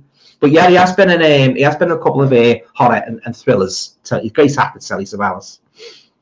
You know, I tell you what I liked him in. You know, when he was very young. Do you know the Twilight Zone? The Rod Serling in the original series. He was in that one with the creepy doll, Talkie Tina. Oh, he was good in that. Yeah, the doll was like a bit like Chucky, an early version of Chucky, and it's a creepy doll, and it starts talking and that. You know, it puts the fear of God up Savalas. You know, that's a great one. That I think that's one of me. That's one of my all-time favorite Twilight Zone episodes. Talkie Tina. Yeah. So if you ever get the box set of Twilight Zone, make Talkie Tina one of the first episodes you watch. Great episode. Richard Brown. Lisa and the Devil. That's the other title, yeah. Lisa and the Devil. It was also called The House of Exorcism as well. Yeah, Lisa and the Devil. That's the one. I think the girl in it, wasn't she in that movie with Richard Johnson? It was a Swedish girl. She was in that movie with Richard Johnson, like a James Bond rip-off, Deadlier Than the Male. Yeah, I forget her name, but I think she's Swedish. If any of you guys can like me on a name. Yeah, but yeah, I was very disappointed with that. Brian Gilson saying, it is Whitstable, the cafe owners show the table he always sat at. Yeah. And the pictures and autographs and poems he wrote that he gave them. Yeah, Whitstable, that's the one, yeah. A couple of years ago, I seem to remember a guy, a horror writer, he wrote a novel called Whitstable. And I think either Peter Cushing was in it, of course in a fictitious narrative, or there was a character pretty much similar to Peter Cushing, yeah. But I do remember the novel Whitstable being published, obviously by a great Cushing fan. Another one of my favourite piece of cushion movies, guys, is From Beyond the Grave, where he's in charge, the proprietor of that shop, and anybody who comes in and diddles him out, diddles them with money, it comes home to them like they get paid back in the most horrific ways imaginable. If you've seen From Beyond the Grave, you'll know exactly what I mean. Yeah, I love the accent he puts on as well. He puts on like a northern accent as well. He goes, "Shouldn't have done that." When he sort of like he sees his till's been robbed. Oh, that's a great one. That From Beyond the Grave. Yeah, I like the one with the fella. He buys the mirror. The fella who took the photographer off in the home, and he gets the mirror. And this was like pirate characters and like ghosts inside the mirror, and he wants him to kill all the time, and that's to feed him, and that's a great one. That From Beyond the Grave, love that one. And with the one where he inaugurably buys the door, big antiquated door, and he puts it up in his house, and when he hears noises coming from the door, when he opens it, you see this like room and he got like this blue clad figure.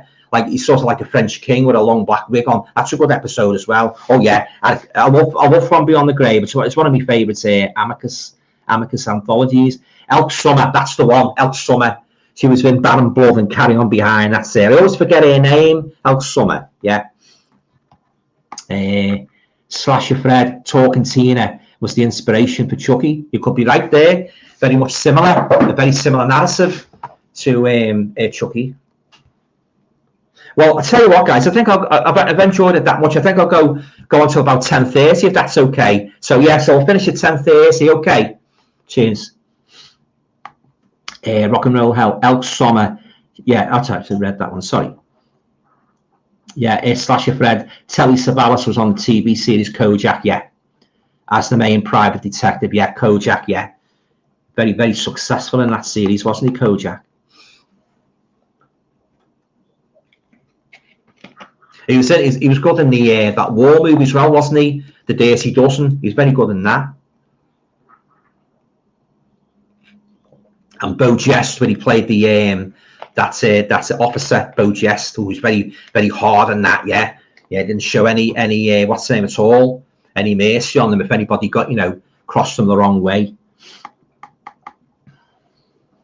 Now he had a big hit with that song, didn't he? In March 1975. If my auntie was absolutely mad on him. She really was. Yeah, I think he was a main crush in the 70s. My auntie Frances, God rest her soul. Oh, she loved Telly Savalas. Yeah, she said, I like his eyes. He's got lovely eyes and that, And even I watched a documentary about him a couple of weeks ago, guys, about Telly Savalas. And one of the actors, I forget who it was, one of the actors, the first thing you noticed about him was his eyes. They stood out when he entered the room. He had that charisma. Yeah, he was a very charismatic actor. Telly Savalas, yeah, he made some, I say Kojak, and he made some great films as well. Yeah. So as I say, guys, I'll go until about 10:30. Yeah. So I've enjoyed it. Yeah, really have. Yeah, talking about Frankenstein and that, and other horror movies and that. So yeah. Richard's saying, what is your favourite Twilight Zone episode? Well, I like that one with Telly Savalas and Talkie Tina.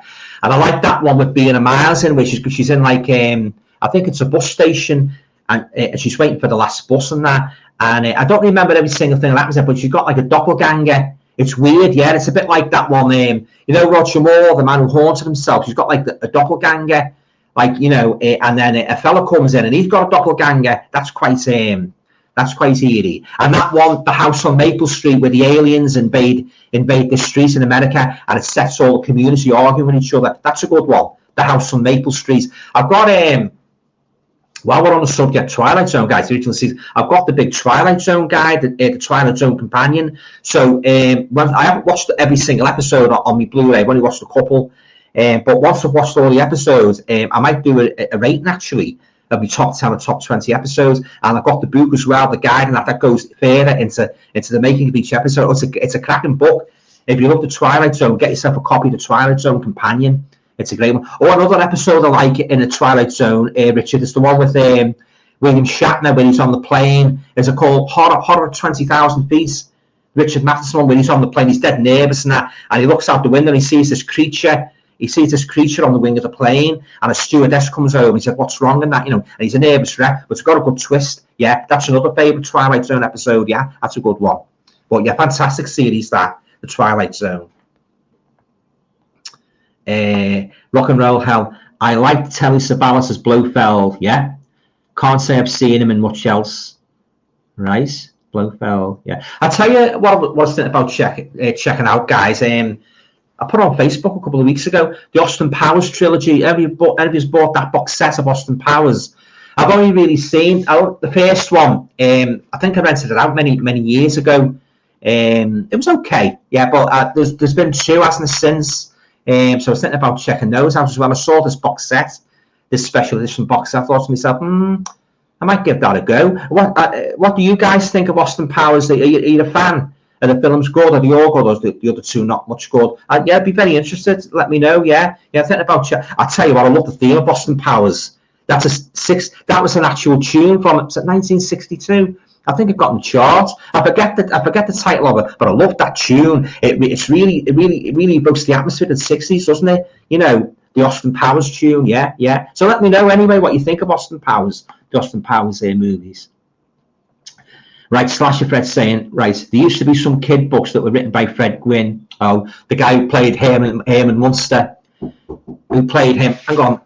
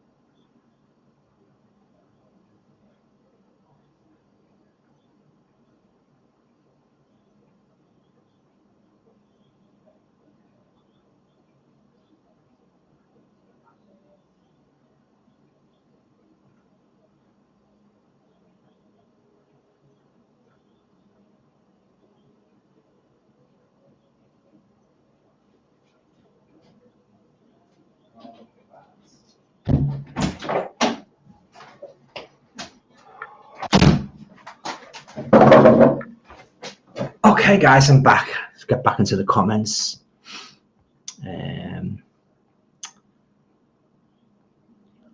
Right, where are we? Brian Gilson, he was good in Kelly's Heroes. Telly Savalas, I presume, yeah. Slasher Fred, Mirror Image, yeah. Richard Brown, loved The Man Who Haunted Himself, yeah. One of my all-time favourite movies. Roger Moore's own favourite film, indeed it was, yeah. I love The Man Who Haunted Himself. Absolute classic. Very underrated movie as well. Slasher Fred, Nightmare at 20,000 Feet, yeah. William Shatner, yeah. That's one of my favourites, as I said before. One of my favourite Twilight Zone episodes. I didn't like the Jordan Peele. I hated that bloody Jordan Peele one, guys. Oh, I was bored senseless watching that. It was a load of rubbish. But then again, I'm not a big fan of Peele. No, I don't like his films. I think he's very overrated, if you ask me. But having said that, I know a lot of people do like his movies, but I'm not a fan. And I was very, very disappointed of his version of the Twilight Zone. Not a patch on Rod Serling's classic. Richard Brown saying, I can't stand Austin Powers. Oh, so he's no good then. Oh, I'll give him a miss then. But I do love that theme tune. Rock and Roll Hell. The first two Austin Powers films are classics. The third is dreadful, right? I'll keep that in mind. Thanks for that. Pete's saying the Austin Powers films are fun spoofs on the Bond series. Yeah. So if you're a Bond fan, you'll get a lot out of them. The box set in HMV is very nice, and Michael Caine is in the third one. Oh, is in the third one? Is he Pete Michael Caine? I didn't know that. Yeah, I saw it when I was in HMV a couple of weeks ago, and I was like that, whether to pick it up and that. But yeah, I'll have to have a think about it. Yeah. Yeah, a lot of people do like those Austin Powers movies, don't they? Yeah, and you're right when you said that they're kind of spoofs on Bond. So I wonder if you'll make a fourth one. Slasher Fred saying there is a Tales from the Crypt episode called Love to Death that is very similar to the Twilight Zone episode, The Chaser, that involves a love potion that goes horribly wrong. Is that The Chaser? Is that Bradley Walsh? No, I'm only joking. Yeah. Tales from the Crypt episode, Love to Death. It's very similar to Twilight Zone. The Chaser involves a love potion that goes horribly wrong. Yeah. By the way, I like The Chaser. One of my favourite quiz shows. I like The Chaser. Richard Brown. Jordan Peele's films aren't as good as he thinks they are. Yeah, I'm not a fan. As I say, Richard, I'm not a fan of Jordan Peele. Yeah, not my cup of tea, I'm afraid. I don't like it. Yeah, I don't know what you guys think, but I don't like it. When you start messing around with you start messing around with TV shows and films what you've come to love over the years and that and treasured. I don't like them, I don't like them messing around with them, putting their own interpretation in them. They just basically 99.9% of the time they make a complete mess of them. That's my opinion anyway. I think they should leave the old TV shows alone and start making new stuff. God knows they've got plenty of writers submitting scripts to Hollywood and that, and even the British studios. They've got, they're not short of writers. They could sort of like, they could even make another series like Brian Clements' Thriller, with like an hour-long episodes and that, with a twist at the end. All we're getting is bloody, at the moment, we're getting bloody reality shows and that, and sports and that,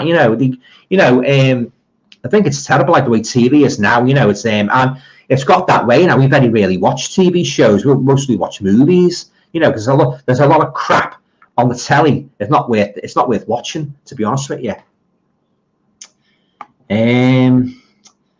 Slasher Fred is saying that there's an episode of The Third Rock from the Sun where the giant's head mentions about seeing something on the wing of the plane. He was flying on, and Dick said that he saw exactly the same thing. All right. They actually remade that, didn't he? That one, that Nightmare at 20,000 Feet. Was it for the dark? Was it for the Dark Side movie? The Twilight Zone movie, wasn't it? Yeah, they remade it. It's years since I saw that, so I don't remember too much about the movie. But I do believe they remade that. Minus Shatner. Rock and Roll Hell, Get Out is his best work, in my opinion. Yeah, a lot of people do like that, don't they? Get Out. Scroll down a bit, guys. Yeah, so, I'll say that's a great episode, that with Shatner, when he's on the plane, he sees the frigging demon on the wing of the plane. And they have those Twilight Zone episodes, they have a kind of like, many of them, they have a kind of like a moral to the story, didn't they? Rod Serling was very, very good.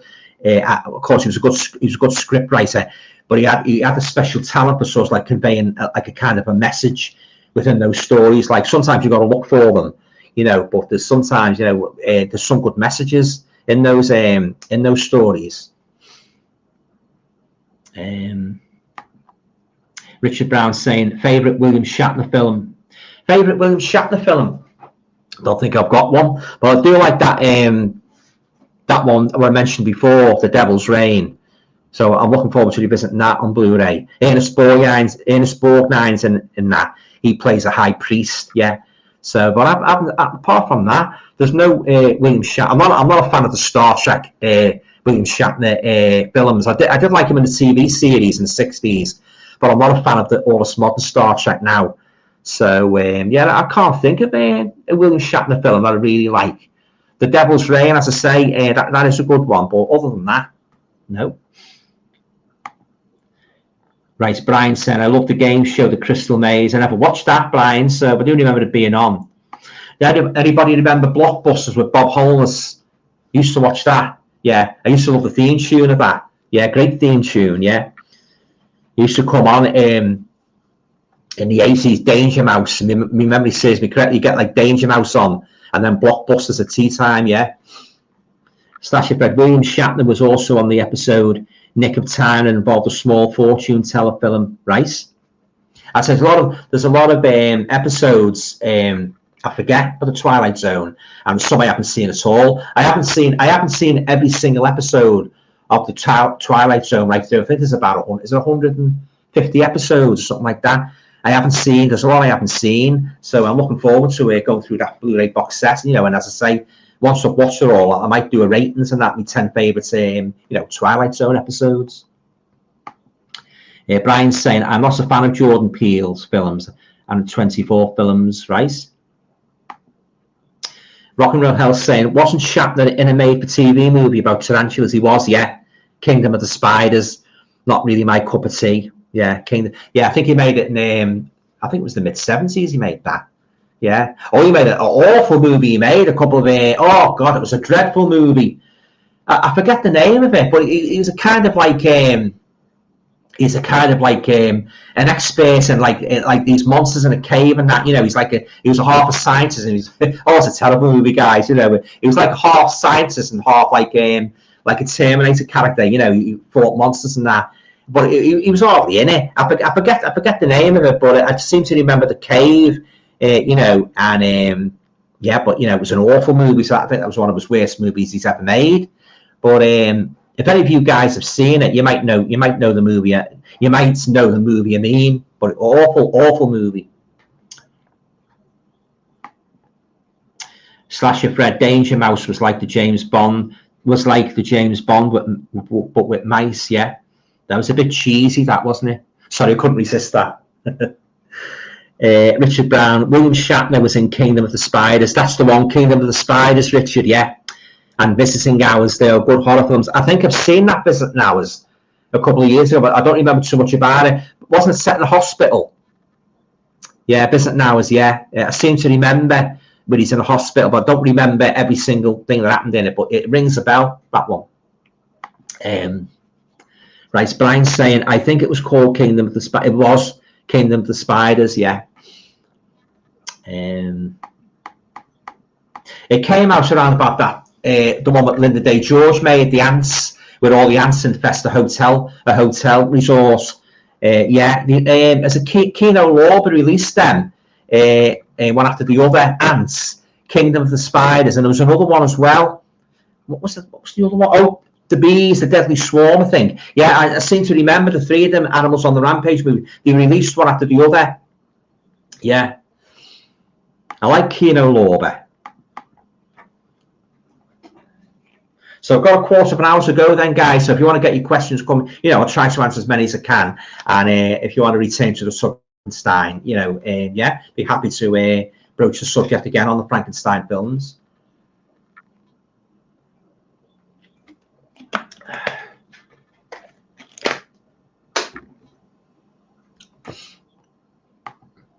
Right, Slasher Fred saying, speaking of Danger Mouse, one of the antagonists on the show was Count Duckula. I remember Count Duckula, who later got his own spin-off where he was a reincarnated vampire duck who was now a vegetarian. What will he think of next? Right. Oh yeah, I remember Count Duckula. I tell you, a horror cartoon series I used to watch when I was in about 8 or 9. Scooby-Doo. I used to like Scooby-Doo, but of course as I got older, the interest waned. Yeah. I used to watch Scooby-Doo. Yeah. I was a big fan of Huckleberry Hound. Yeah, he sang that song, "Oh My Darling Clementine." Yeah, Yogi Bear, like Yogi Bear. Tom and Jerry. All them, yeah. I grew up with all of them, yeah. And the Pink Panther as well. I used to like any of you guys remember the Pink Panther bar? It was exactly like, it was pink and that, and it had like a wrapper of the Pink Panther on, and Inspector Clouseau, yeah. I love the Pink Panther. I'm not too keen on the Sellers movies though. I think they're a bit daft, yeah, but I love the cartoon of the Pink Panther. And the tune as well, of course. Richard Brown saying, Mike Harding did the Count Duckula thing. Is that the guy that sang, "It's hard being a cowboy in Rochdale. The spurs don't fit right on your clogs"? The 1975, if I remember. Mike Harding, yeah. The Rochdale cowboy, yeah. Is he still going it, Mike Harding? I haven't seen him for years. Slasher Fred, I used to watch Count Duckula on Nickelodeon. Yeah. Yeah, Mike Harvey used to like that song. It's hard being a cowboy in Rochdale. Yeah, used to like that. Yeah, Jasper Carrot's still going, isn't he? Yeah, the Funky Moped. Anybody remember the Funky Moped from 1975? That was a good one. I love my novelty songs. I might actually do a live stream all about novelty records and that. So if any of you guys, are warm to the idea, let me know. Yeah, I'm going to do. I think I said this before. Actually, I'm going to do a comedy one pretty soon, talking about George and Mildred on the buses, Steptoe, Frank Spencer, the classics of 70s comedy, plus any other kind of comedies what you guys like. But yeah, that will be definitely, that's in the offing. Couple of weeks time, comedy special will definitely be in the offing. So watch out for that. Right, Brian Gilson saying, loved Scooby-Doo and Count Duckula, yeah. I think William Shatner made a horror film a few years ago with Jerry Ryan, the blonde girl. I'm trying to think of her name, yeah. Oh, yeah, she's nice, Jerry Ryan, yeah. She's been in a lot of legal series, hasn't she? Where she plays a boss, that Shark with James Wood. Oh, she's lovely. She's lovely, Jerry Ryan, yeah. She's a nice lady as well, off screen. She goes to a lot of the horror conventions and that. Oh, yeah, definitely, yeah. But, oh, yeah, that's the one, yeah. That's what I was thinking of. I don't remember the title of it. Something, I think they were like gargoyles in a cave and that. And they asked William Shatner for his advice, and I think he come out of retirement and that. And he went in like Ghostbuster style and that. Yeah, it was an awful movie, awful film. Richard Brown, Jerry Ryan is very nice, especially in Star Trek. Yeah, Jenny was in Star Trek, wasn't she? Yeah. Oh, she's lovely, Jerry Ryan. I've got a great horror movie of hers, guys. I might review actually. Something to do with the walls. It's like a kind of an Exorcist, Omen, Amityville all rolled into one. Yeah, The Secrets in the Walls. She plays the mother of this girl and that, and there's something in this house what they buy. I don't remember so much about it because it's a couple of years since I watched it. And there's something in the house, an entity, and of course all hell breaks loose. I think it takes the girl over. The Secrets in the Walls, which that should get a Blu-ray release. Yeah, she's very good in that, Jerry Ryan. So I might do a review of that. I might do a video of horror movies, what you might have known, what you might have heard of, what you might like to watch. So watch this space for that. Yeah, I love recommending little known movies to you guys. True action star of the day. Remember Russ Abbott. Yeah, Russ Abbott. Yeah. Oh, what an atmosphere! I used to watch him on a Saturday night. Russ Abbott's Saturday Madhouse. Yeah, he's from Chester, wasn't he? Yeah, and he made another one as well. All Night Holiday. Was it 1985? I'm sure it was 1985 when Atmosphere chart had got to number one. Yeah, it wasn't as good. All Night Holiday.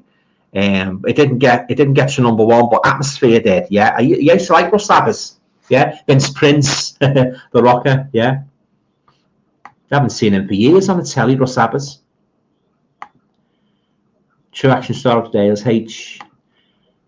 Yeah. Oh, what's an Atmosphere? That's the one. Yeah, that's it. Russ Abbott's Madhouse was something. Yeah. They were talking about Russ Abbott on Playtendo guys stream last night. I had to watch the rest this morning with breakfast rice. Yeah. It was good, Russ Abbott. Slasher Fred saying one of the series I used to watch was Beetleborgs. That was one of the series that ripped off Power Rangers. On the show, there was a haunted house occupied by monsters, and one called Frankenbeans. What a title! What the heck? Frankenbeans on toast. He most probably made his victims toast if he's got his hands on them. It was anything like the Frankenstein monster of the movies. Richard Brown saying, do you remember Within These Walls with Googie Withers? Do I remember? I used to watch that avidly in the mid-70s. Googie Withers, yeah. She was really on the money in that role, wasn't she? Playing the prison governess, yeah. Yeah, Within These Walls. Yeah, I used to watch that in the mid-70s. Great series. Very similar to Cell Block H, wasn't it? Yeah. Great actor, Googie Withers. She's in a good horror movie, guys. Talking about the anthology movies, the Dead of Night from 1945. I think the episode what Googie's in, I think it's to do with a mirror a husband buys a mirror, this antiquated mirror, and it's sort of like it's haunted. And something, I think there's a show, A Room, from years ago. It's quite a while since I watched it, but yeah, she's very good in that. Googly Withers, yeah, by an actress. True action star of the day. Have you been, Walter? Yeah, Nellie Pledge, Hilda Baker, Nearest and Dearest, yeah. They were good as well. Yeah, Ginny Jewel, The Pickle Factory. And the memories are coming back tonight, guys, I tell you. I'll be coming back even more when I do the comedy one in a few weeks' time. Brian Gilson, I used to watch Russ Abbott with Bella Emberg, yeah. Blunder Woman. I remember his cigar advert where he was fishing and he used a Des O'Connor record. He used a Des O'Connor record to catch the fish, as bad as Morecambe and Wise. Now, I believe it was all in good fun, that, wasn't it, with Eric Morecambe and Ernie Wise and Des O'Connor. There was no real animosity. It was all done as a joke, an in-joke. And Des himself said in some of the interviews, we're really good friends, Yeah, so, the banter that used to go on between Des O'Connor and Eric Morecambe in particular, all the jokes and that, make jokes about it. But Des O'Connor had the last laugh, didn't he, really? Because he sold a hell of a lot of records, didn't he, Des O'Connor? I used to like him in Take Your Pick with Jodie Wilson, whom he later married, yeah. I love Des O'Connor, yeah. Very sad he's no longer with us and that, yeah. Used to watch all those shows, Des O'Connor Tonight, yeah. Terry Wogan, his chat show, yeah. Big staple of me growing up, all those shows.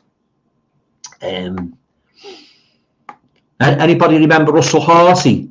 Remember him? The one where he had the Grace Jones on and she was hitting them like that.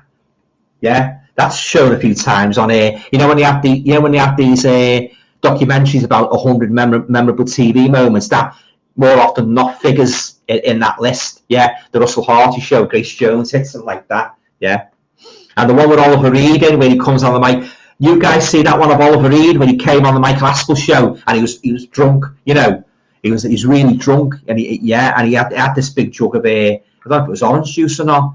Well, some people thought that was staged, but some other people said it was genuine. So you don't really. But he did seem drunk, didn't he? If you've seen it, he was well away, wasn't he?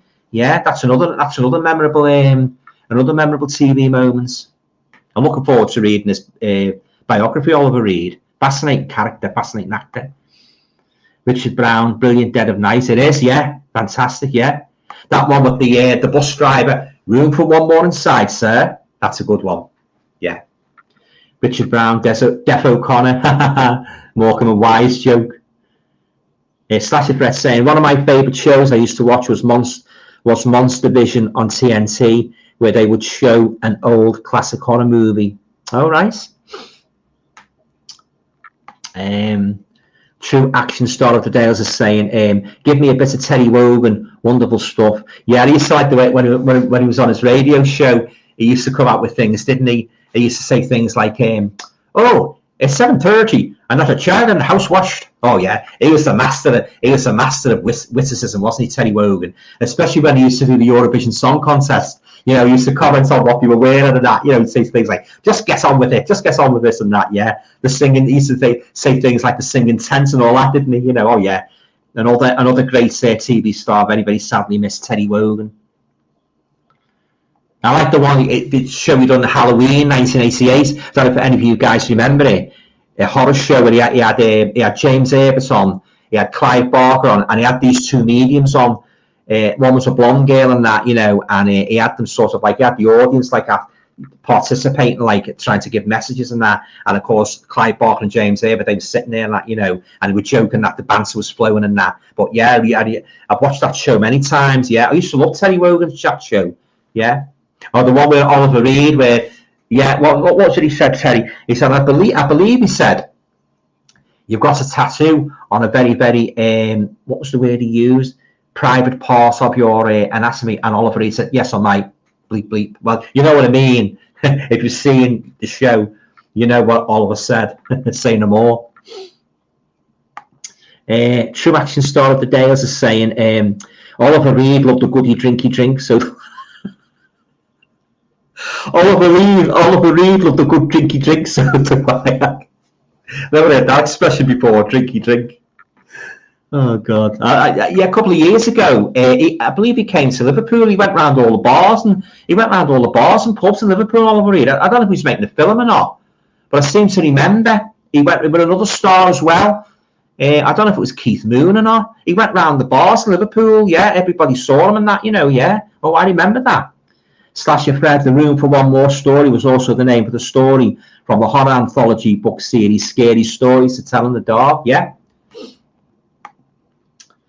Brian Gilson, Slasher Fred. I've seen a few Monster Vision episodes with Jeff Bob Briggs on YouTube. Yeah. Eurovision is awful now.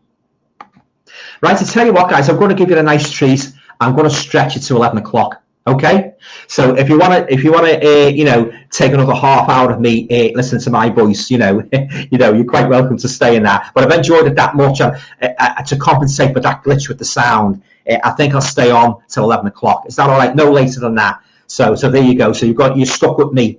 You're stuck with me for another half hour. So ask me anything you want within reason. Right. Where are we?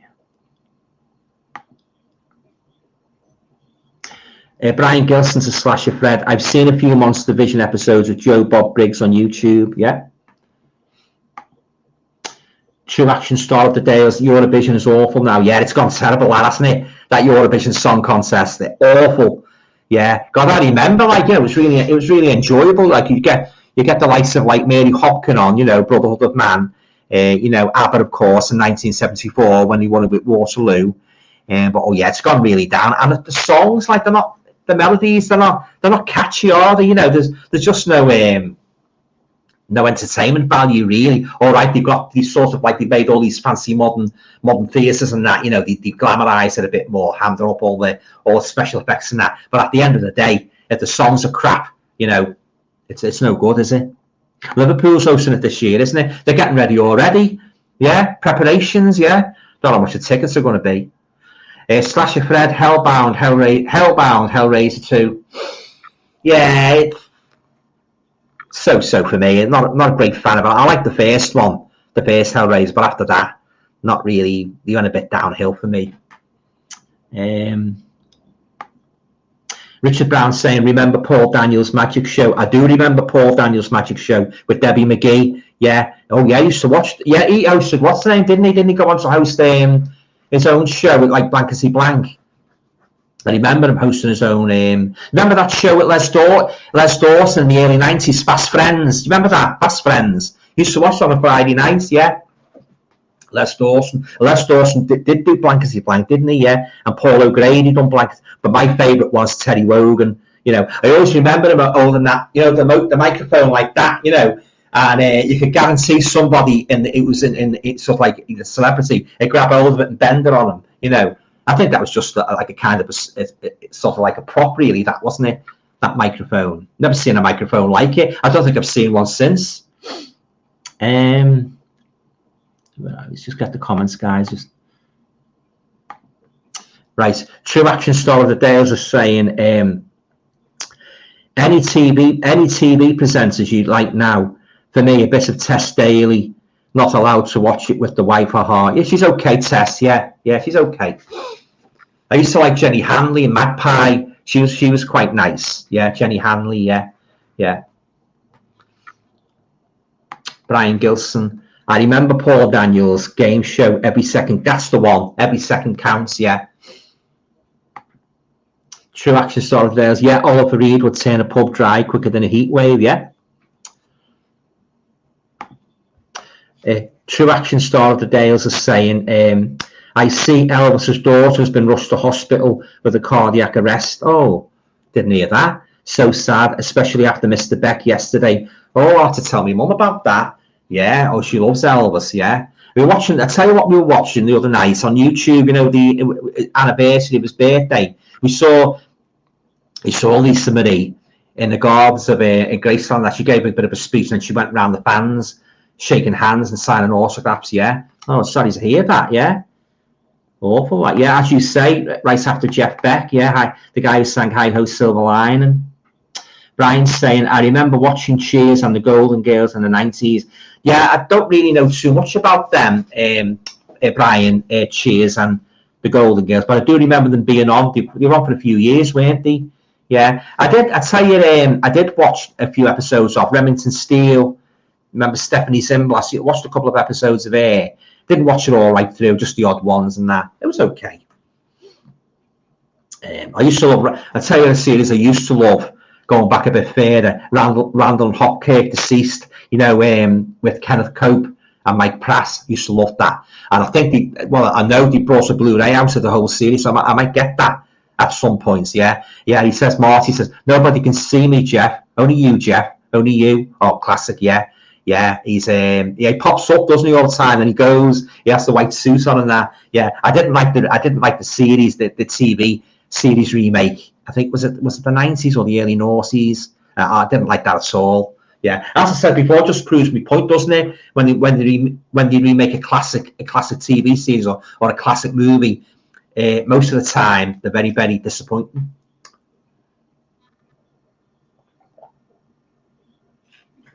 And talking about horror movie remakes, the only real remake that springs to mind what I've actually enjoyed better than the first one was the Amityville Horror. That's the only, that springs to mind. The only real solid remake that I can honestly say thought was better than the 1979 one, with James Brolin in and Margot Kidder. But other than that, I thought the Psycho remake that was awful. They virtually did it sort of line by line. They did the same with the Omen remake as well. That was awful as well. I mean, if you're going to remake a movie, you've got to put your own spin on it, haven't you? Otherwise, it's no good replicating word for word, line for line, every single thing. What happens? It's no good. You've got to sort of put your own spin on it, and that's a gamble in itself when you do that. It's like somebody remaking, I don't know, Christopher Lee's Dracula's. You've got to put a good spin on it, and it would better be a very good spin as well, because you haven't got Christopher Lee in it, so you'd have to find a very good Dracula to start off with to match him, but I don't think anybody could match him, if I'm brutally honest. All the Draculas I've seen after Lee have been very, very disappointing, especially that one that was on a few years ago, that mini series. I hated that. I didn't like the comedy put in it, and so it doesn't, most of the time remakes, they just don't work, guys. So there you go. Well, I'm looking forward to doing the pickups video for you all. Hopefully I'll get it done on Sunday afternoon. It'll be on Sunday night, all going well. And then I'm going to review that one, Nightbirds. So that's going on soon. So actually there's an extra movie on that BFI Blu-ray of Nightbirds. To do with a vampire. So that should be interesting. Andy Milligan, director Andy Milligan. So looking forward to checking that out.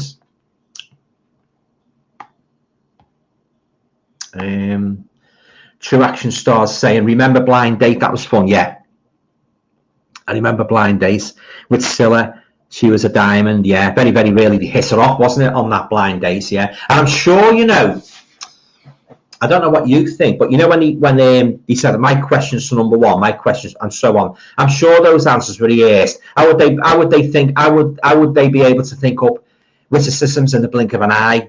Got to be rehearsed. That they say things like I'd be your, if I was the captain on your ship and all that, I'd sail away with you and say, corny things like that. He'd say, wouldn't he? But he'd make a joke of it and that. But I used to watch Blind Date in the 90s, and Paddy McGuinness, he done one, didn't he? Take Me Out. Didn't really watch that much, Was it no lighty, no lighty, no crikey or something? That was the catchphrase, True Action Star of the Day. Remember Lily Savage? He went to my school, Paul O'Grady. My dad used to fancy it, so we had to break the news to him. You've been listening to that song, haven't you, Lola, by the Kinks?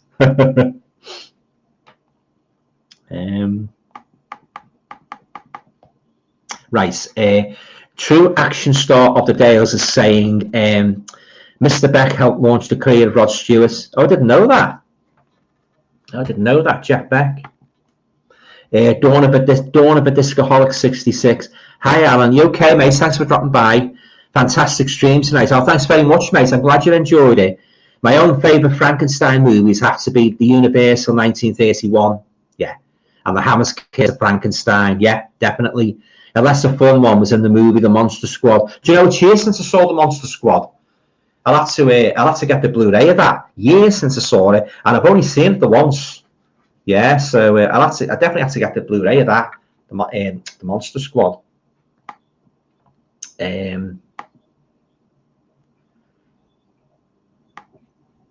Right, just comments have gone a bit weird, guys. Just hang on a sec.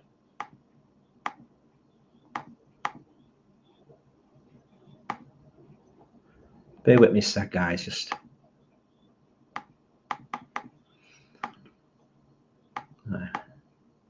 right. Okay. Right. True action star of the Dales is saying, Randy and Hotcake used to have the hots for the wife Jeannie. Oh yeah, Jeannie. Yeah, that's right. Yeah, the girl. Yeah. Brian Gilson saying, I like Randall and Hotcake. Exactly the episode set in a haunted mansion. Yeah, great series that, Randall Hotcake. Richard Brown saying the Evil Dead remake wasn't bad. Yeah, I'm gonna check that out. True action star of the Dales. I remember The Prisoner. I am not a number. I am a free man. I hated that series. Yeah, the rest of my family hated it as well. What was it about? Set in Wales, wasn't it? Yeah, I didn't like that at all. Awful series. But I do like Patrick McGowan as an actor, but I think he was sorely wasted in that, guys, if I'm being brutally honest with you. True action star of the Dales is saying, Prisoner remake was awful, only had one series. Thank God for that. Terrible. I think that's the worst bloody TV series of the 1960s, that Prisoner. Awful series.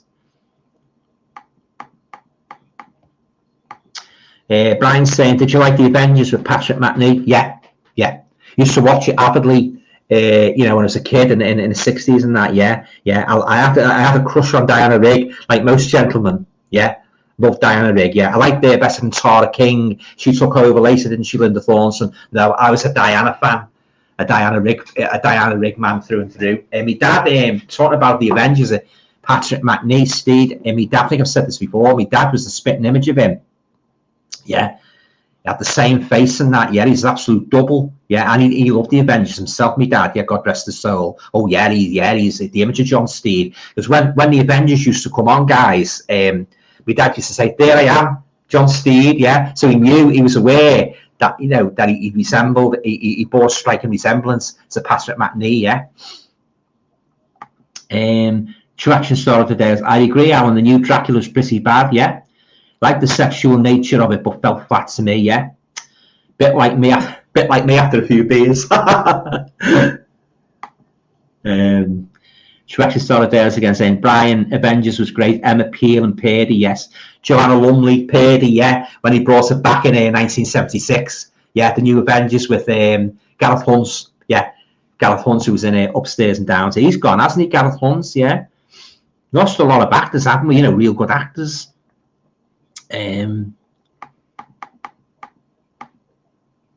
Right.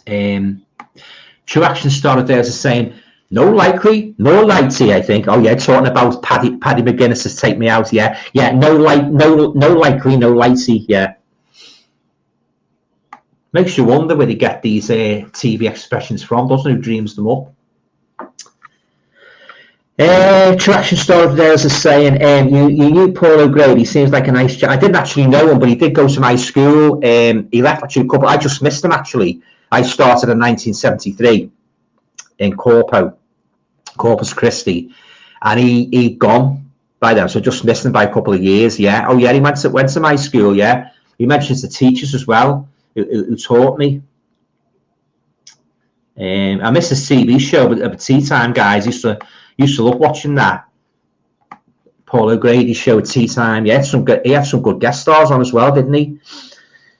Remember old Shakin' Stevens? I do remember old Shakin' Stevens. This Old House, yeah, I could spin them all off. Yeah, Green Door. Yeah, Leicester to You. I was a big fan of Shaky. I thought he was very good. Yeah, his songs were catchy. Yeah, I like Shaky. Yeah, The one Turning Away from Love. That's one of my favourites. That Turning Away from Love. Yeah. Excuse me. In the spring of 1986, Turning Away from Love. I love that one. Yeah, The Soul House, Green Door. Yeah. Or the one he made with Bonnie Tyler. There's a Rockin' Good Way. Yeah, I love Shaky. Yeah. Sam K.A. I've just finished watching Smile. It was a good film. Liked it. It was good. Smile. I liked it. Yeah, it was good. Yeah, enjoyed it. Richard Brown. Alan, did you ever see The Incredible Melting Man? Saw it many, many years ago, Richard. I don't remember too much about it, to be honest with you. So I might get the Arrow's released it, haven't he?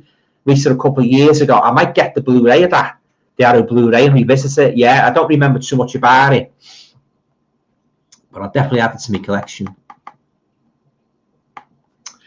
True Action Story. There's David Jason was in Randall and Hopkirk. Oh no, Del Boy.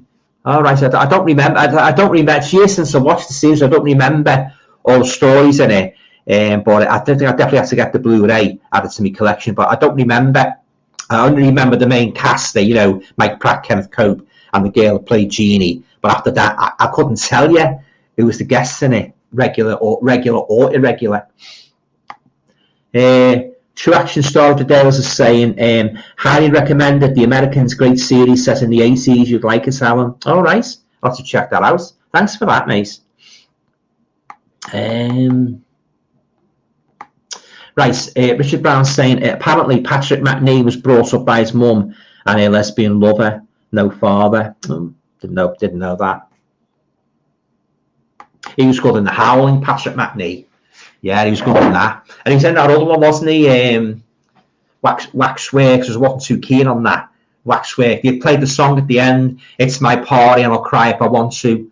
Yeah. So, oh guys, I tell you a horror series I want to get for my collection. I don't know if you guys have seen it. The Wishmaster collection. Any of you guys seen that? It's on Vestron. It's a bit pricey at the moment, but I'm hoping to eventually add that to my collection. The Wishmaster. Yeah. So I've only seen the first Wishmaster movie, and I quite liked it, but I haven't seen the sequel, so that will definitely be one to add to my collection. True Action Story today was just saying, remember the Avengers film in the 90s? Oh, didn't like that at all. Didn't like that. Not a patch on McNee's series.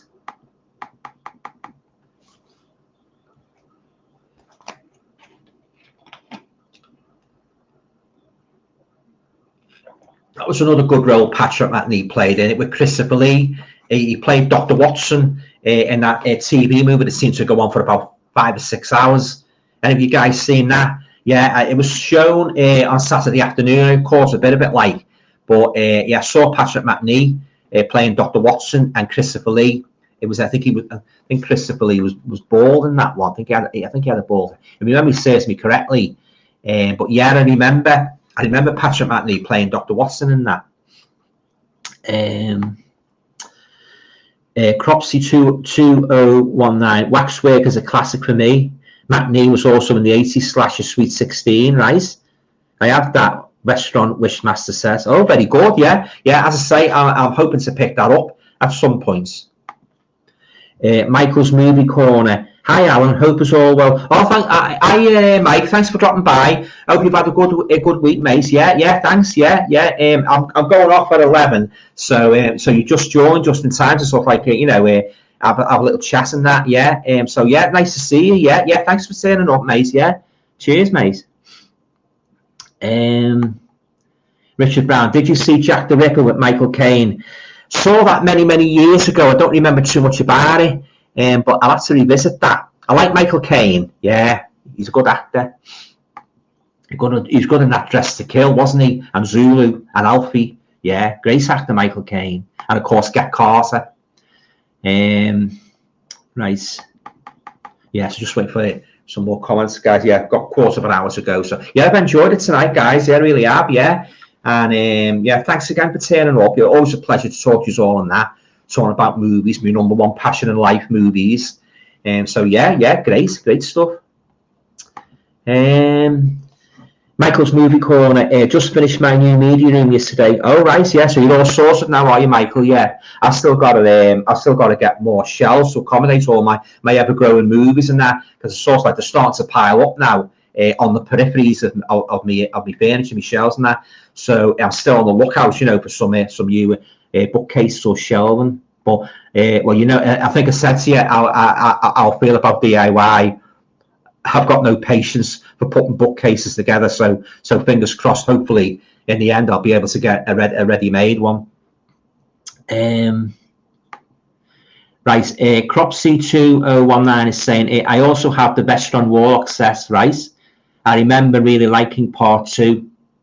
I think I've only seen, come to think of it, I think I've only seen the one Warlock movie, and I don't remember too much about it, to be honest. So he made, how many, was it 4 of them he made, Warlock? Yeah, I don't remember too much about that one. Rapscallion, Patrick McNee was Dr. Watson to Roger Moore's Sherlock in Sherlock Holmes in New York film. All right, yeah. Didn't he make one with Christopher Lee? I'm sure he was in one with Christopher Lee, where Christopher Lee played Sherlock Holmes and Patrick McNee played Dr. Watson. True action star of the day. I was going to watch the new horror, Megan. That is creepy. I've seen a trailer of that. Yeah, so I'll have to check that out. Yeah, so very, very reminiscent of Chucky, isn't it? When it's a female doll.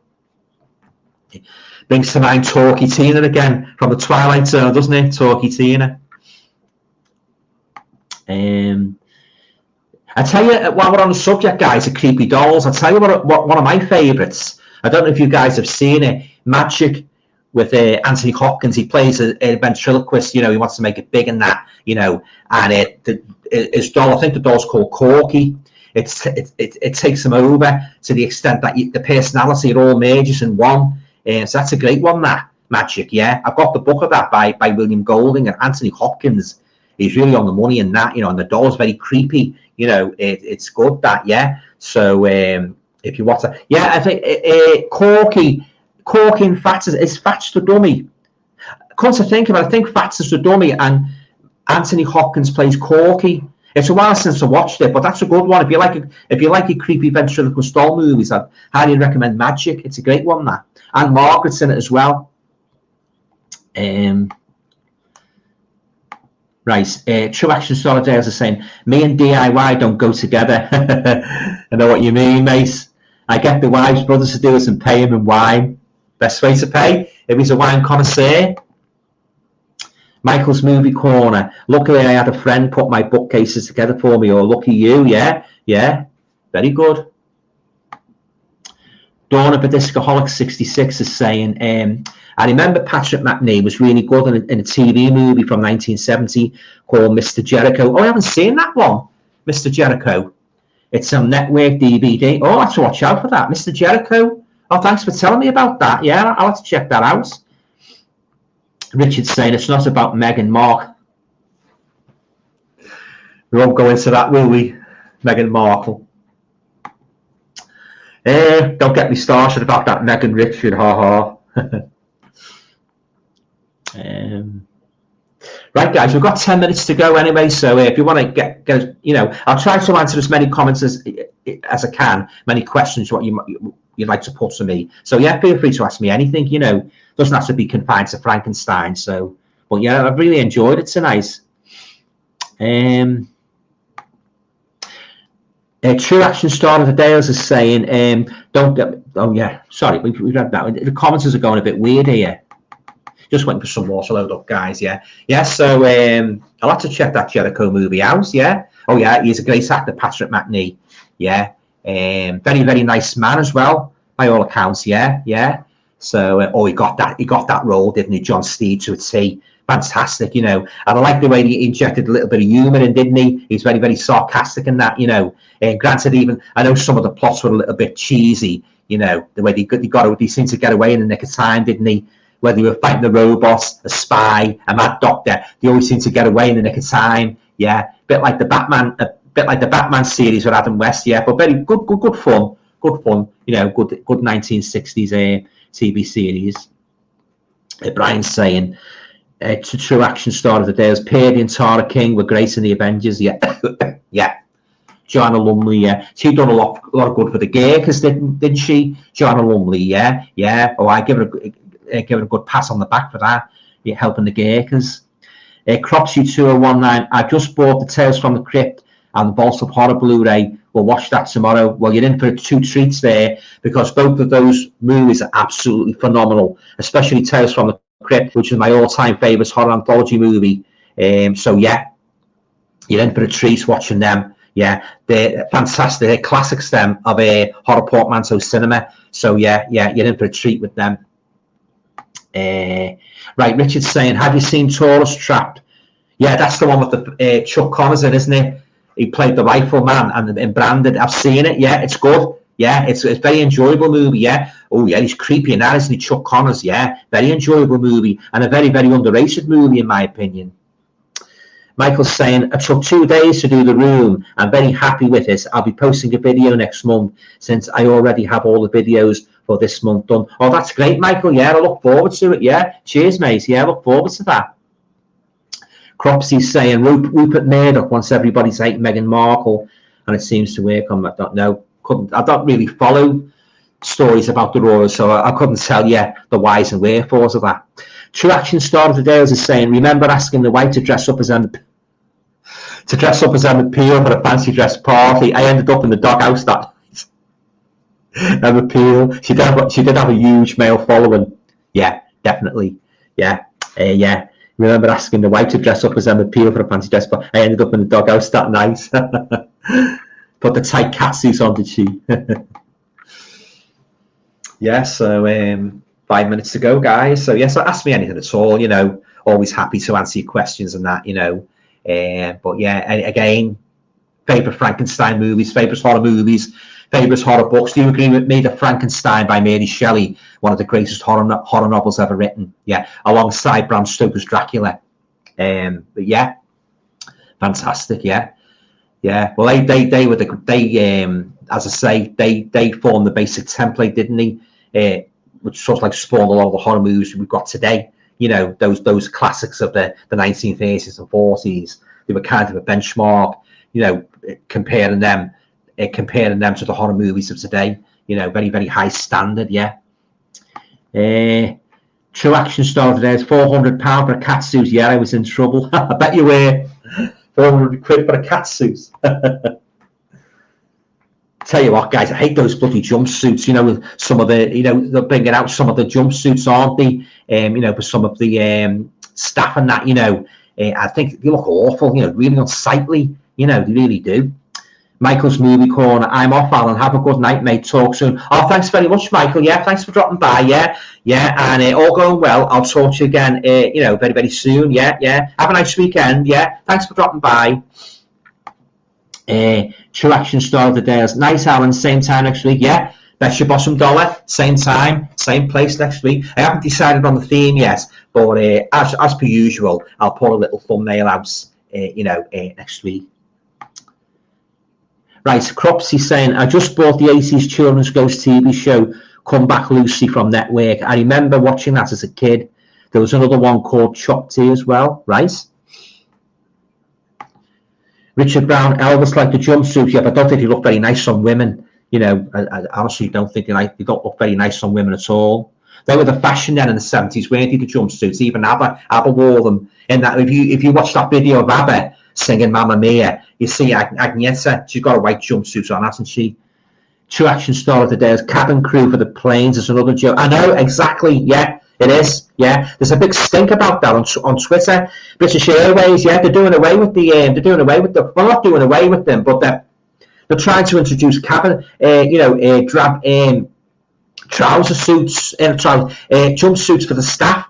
Oh yeah, there's been a big backlash about that on social media. Yeah, they're not very happy. Even the cabin crew, British Airways, they're not very happy about it. You know, because if you know the British Airways uniform, it's very smart, isn't it? You know, they're very well turned out and that. But very bad decision. Introducing a cabin jumpsuits for the female flight attendants. Yeah, it is a joke. Yeah. Oh yeah, it's still going on that. Yeah, let's hope they have a rethink. Yeah, because the British Airways uniform is very smart, you know, and to bring in this new style, yeah, it's caused a big backlash on social media. Pete's saying, great stream, Alan. Oh, thanks very much, Pete. Yeah, thanks for turning up. Yeah, have a great weekend, mate. And you too, Pete. Yeah. I'll talk to you again soon. Yeah. Thanks for turning up. Yeah, nice talking to you again. Cropsy's saying, Chucky Imens. You mean Chucky? True Action started there as night play Tendo guy. Bet you were tired last night. I done a marathon, Pete, last night, didn't he? Yeah. Well done, Pete. Yeah. I'll catch up on that. Yeah, I've enjoyed it, guys. I really have. Yeah. So I say I'm going over to Liverpool on Saturday. All going well with the trains are not on strike and that, because when the trains are on strike, the buses get very packed. And I don't like packed buses. So so we're all going well. I'll pop into HMB and see if they've got any bargains on, and it may be CX and that. So I'll be doing my pickups video as well, guys.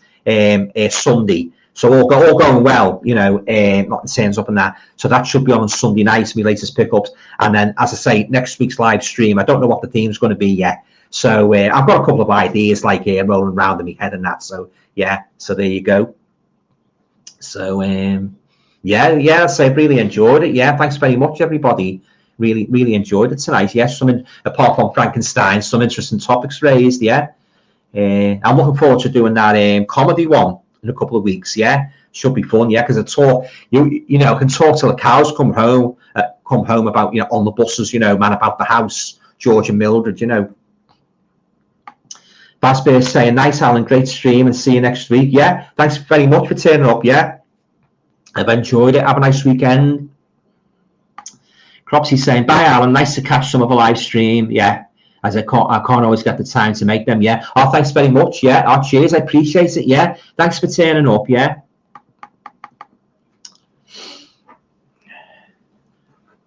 Yeah. So some interesting topics approached tonight, guys. Yeah.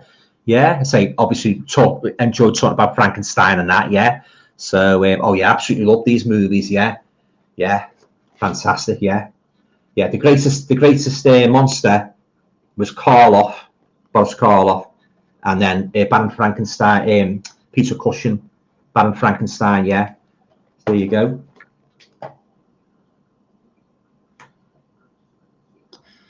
Brian's saying, I really enjoyed the stream tonight. Me too, Brian. Yeah. Have you ever thought of filming your shopping trip, showing your DVD shops? Have a great weekend. Well, I did do one when I first started doing YouTube, Brian. I did do one in Chester, but yeah, it didn't really enjoy it really, and that, I much prefer to do it now, like in a home and that, because you've got to be careful you don't pull you up about filming in the arcades and that. Some of them don't like that. They say, take that out and that, so I decided just to do what I'm doing now. Yeah, but yeah, I appreciate your sentiments about that. Cropsy saying a shop video is a good idea, Brian. Yeah. But as I say, I won't be doing anything because of reasons I've just basically laid out. Richard's saying, what is the next stream about? It's a good question. I've got a couple of ideas rolling around in my head. I have nothing solid yet, but by the beginning of next week, I'll do my usual thumbnail and I'll put it on Facebook. So watch out for that. Got some interesting topics. Yeah, I'll definitely going to be doing that comedy one about the 70s. That should be a laugh. That so many good comedy shows, wasn't there, in the 70s? Dawn of the Discoholic, love the 70s sitcoms. Yeah, looking forward to that one. Good night. Have a great weekend, Alan. Yeah. And on that note, I'll say my final goodbyes. Yeah, it's been great tonight, guys. I've really enjoyed it. And thanks very much for turning up. Yeah, love talking to you all on that. And all going well. I shall be back again next Thursday at 8. Yeah, same time, same place with all the 8 live. Bye. Take care. Bye. Have a nice weekend, everybody.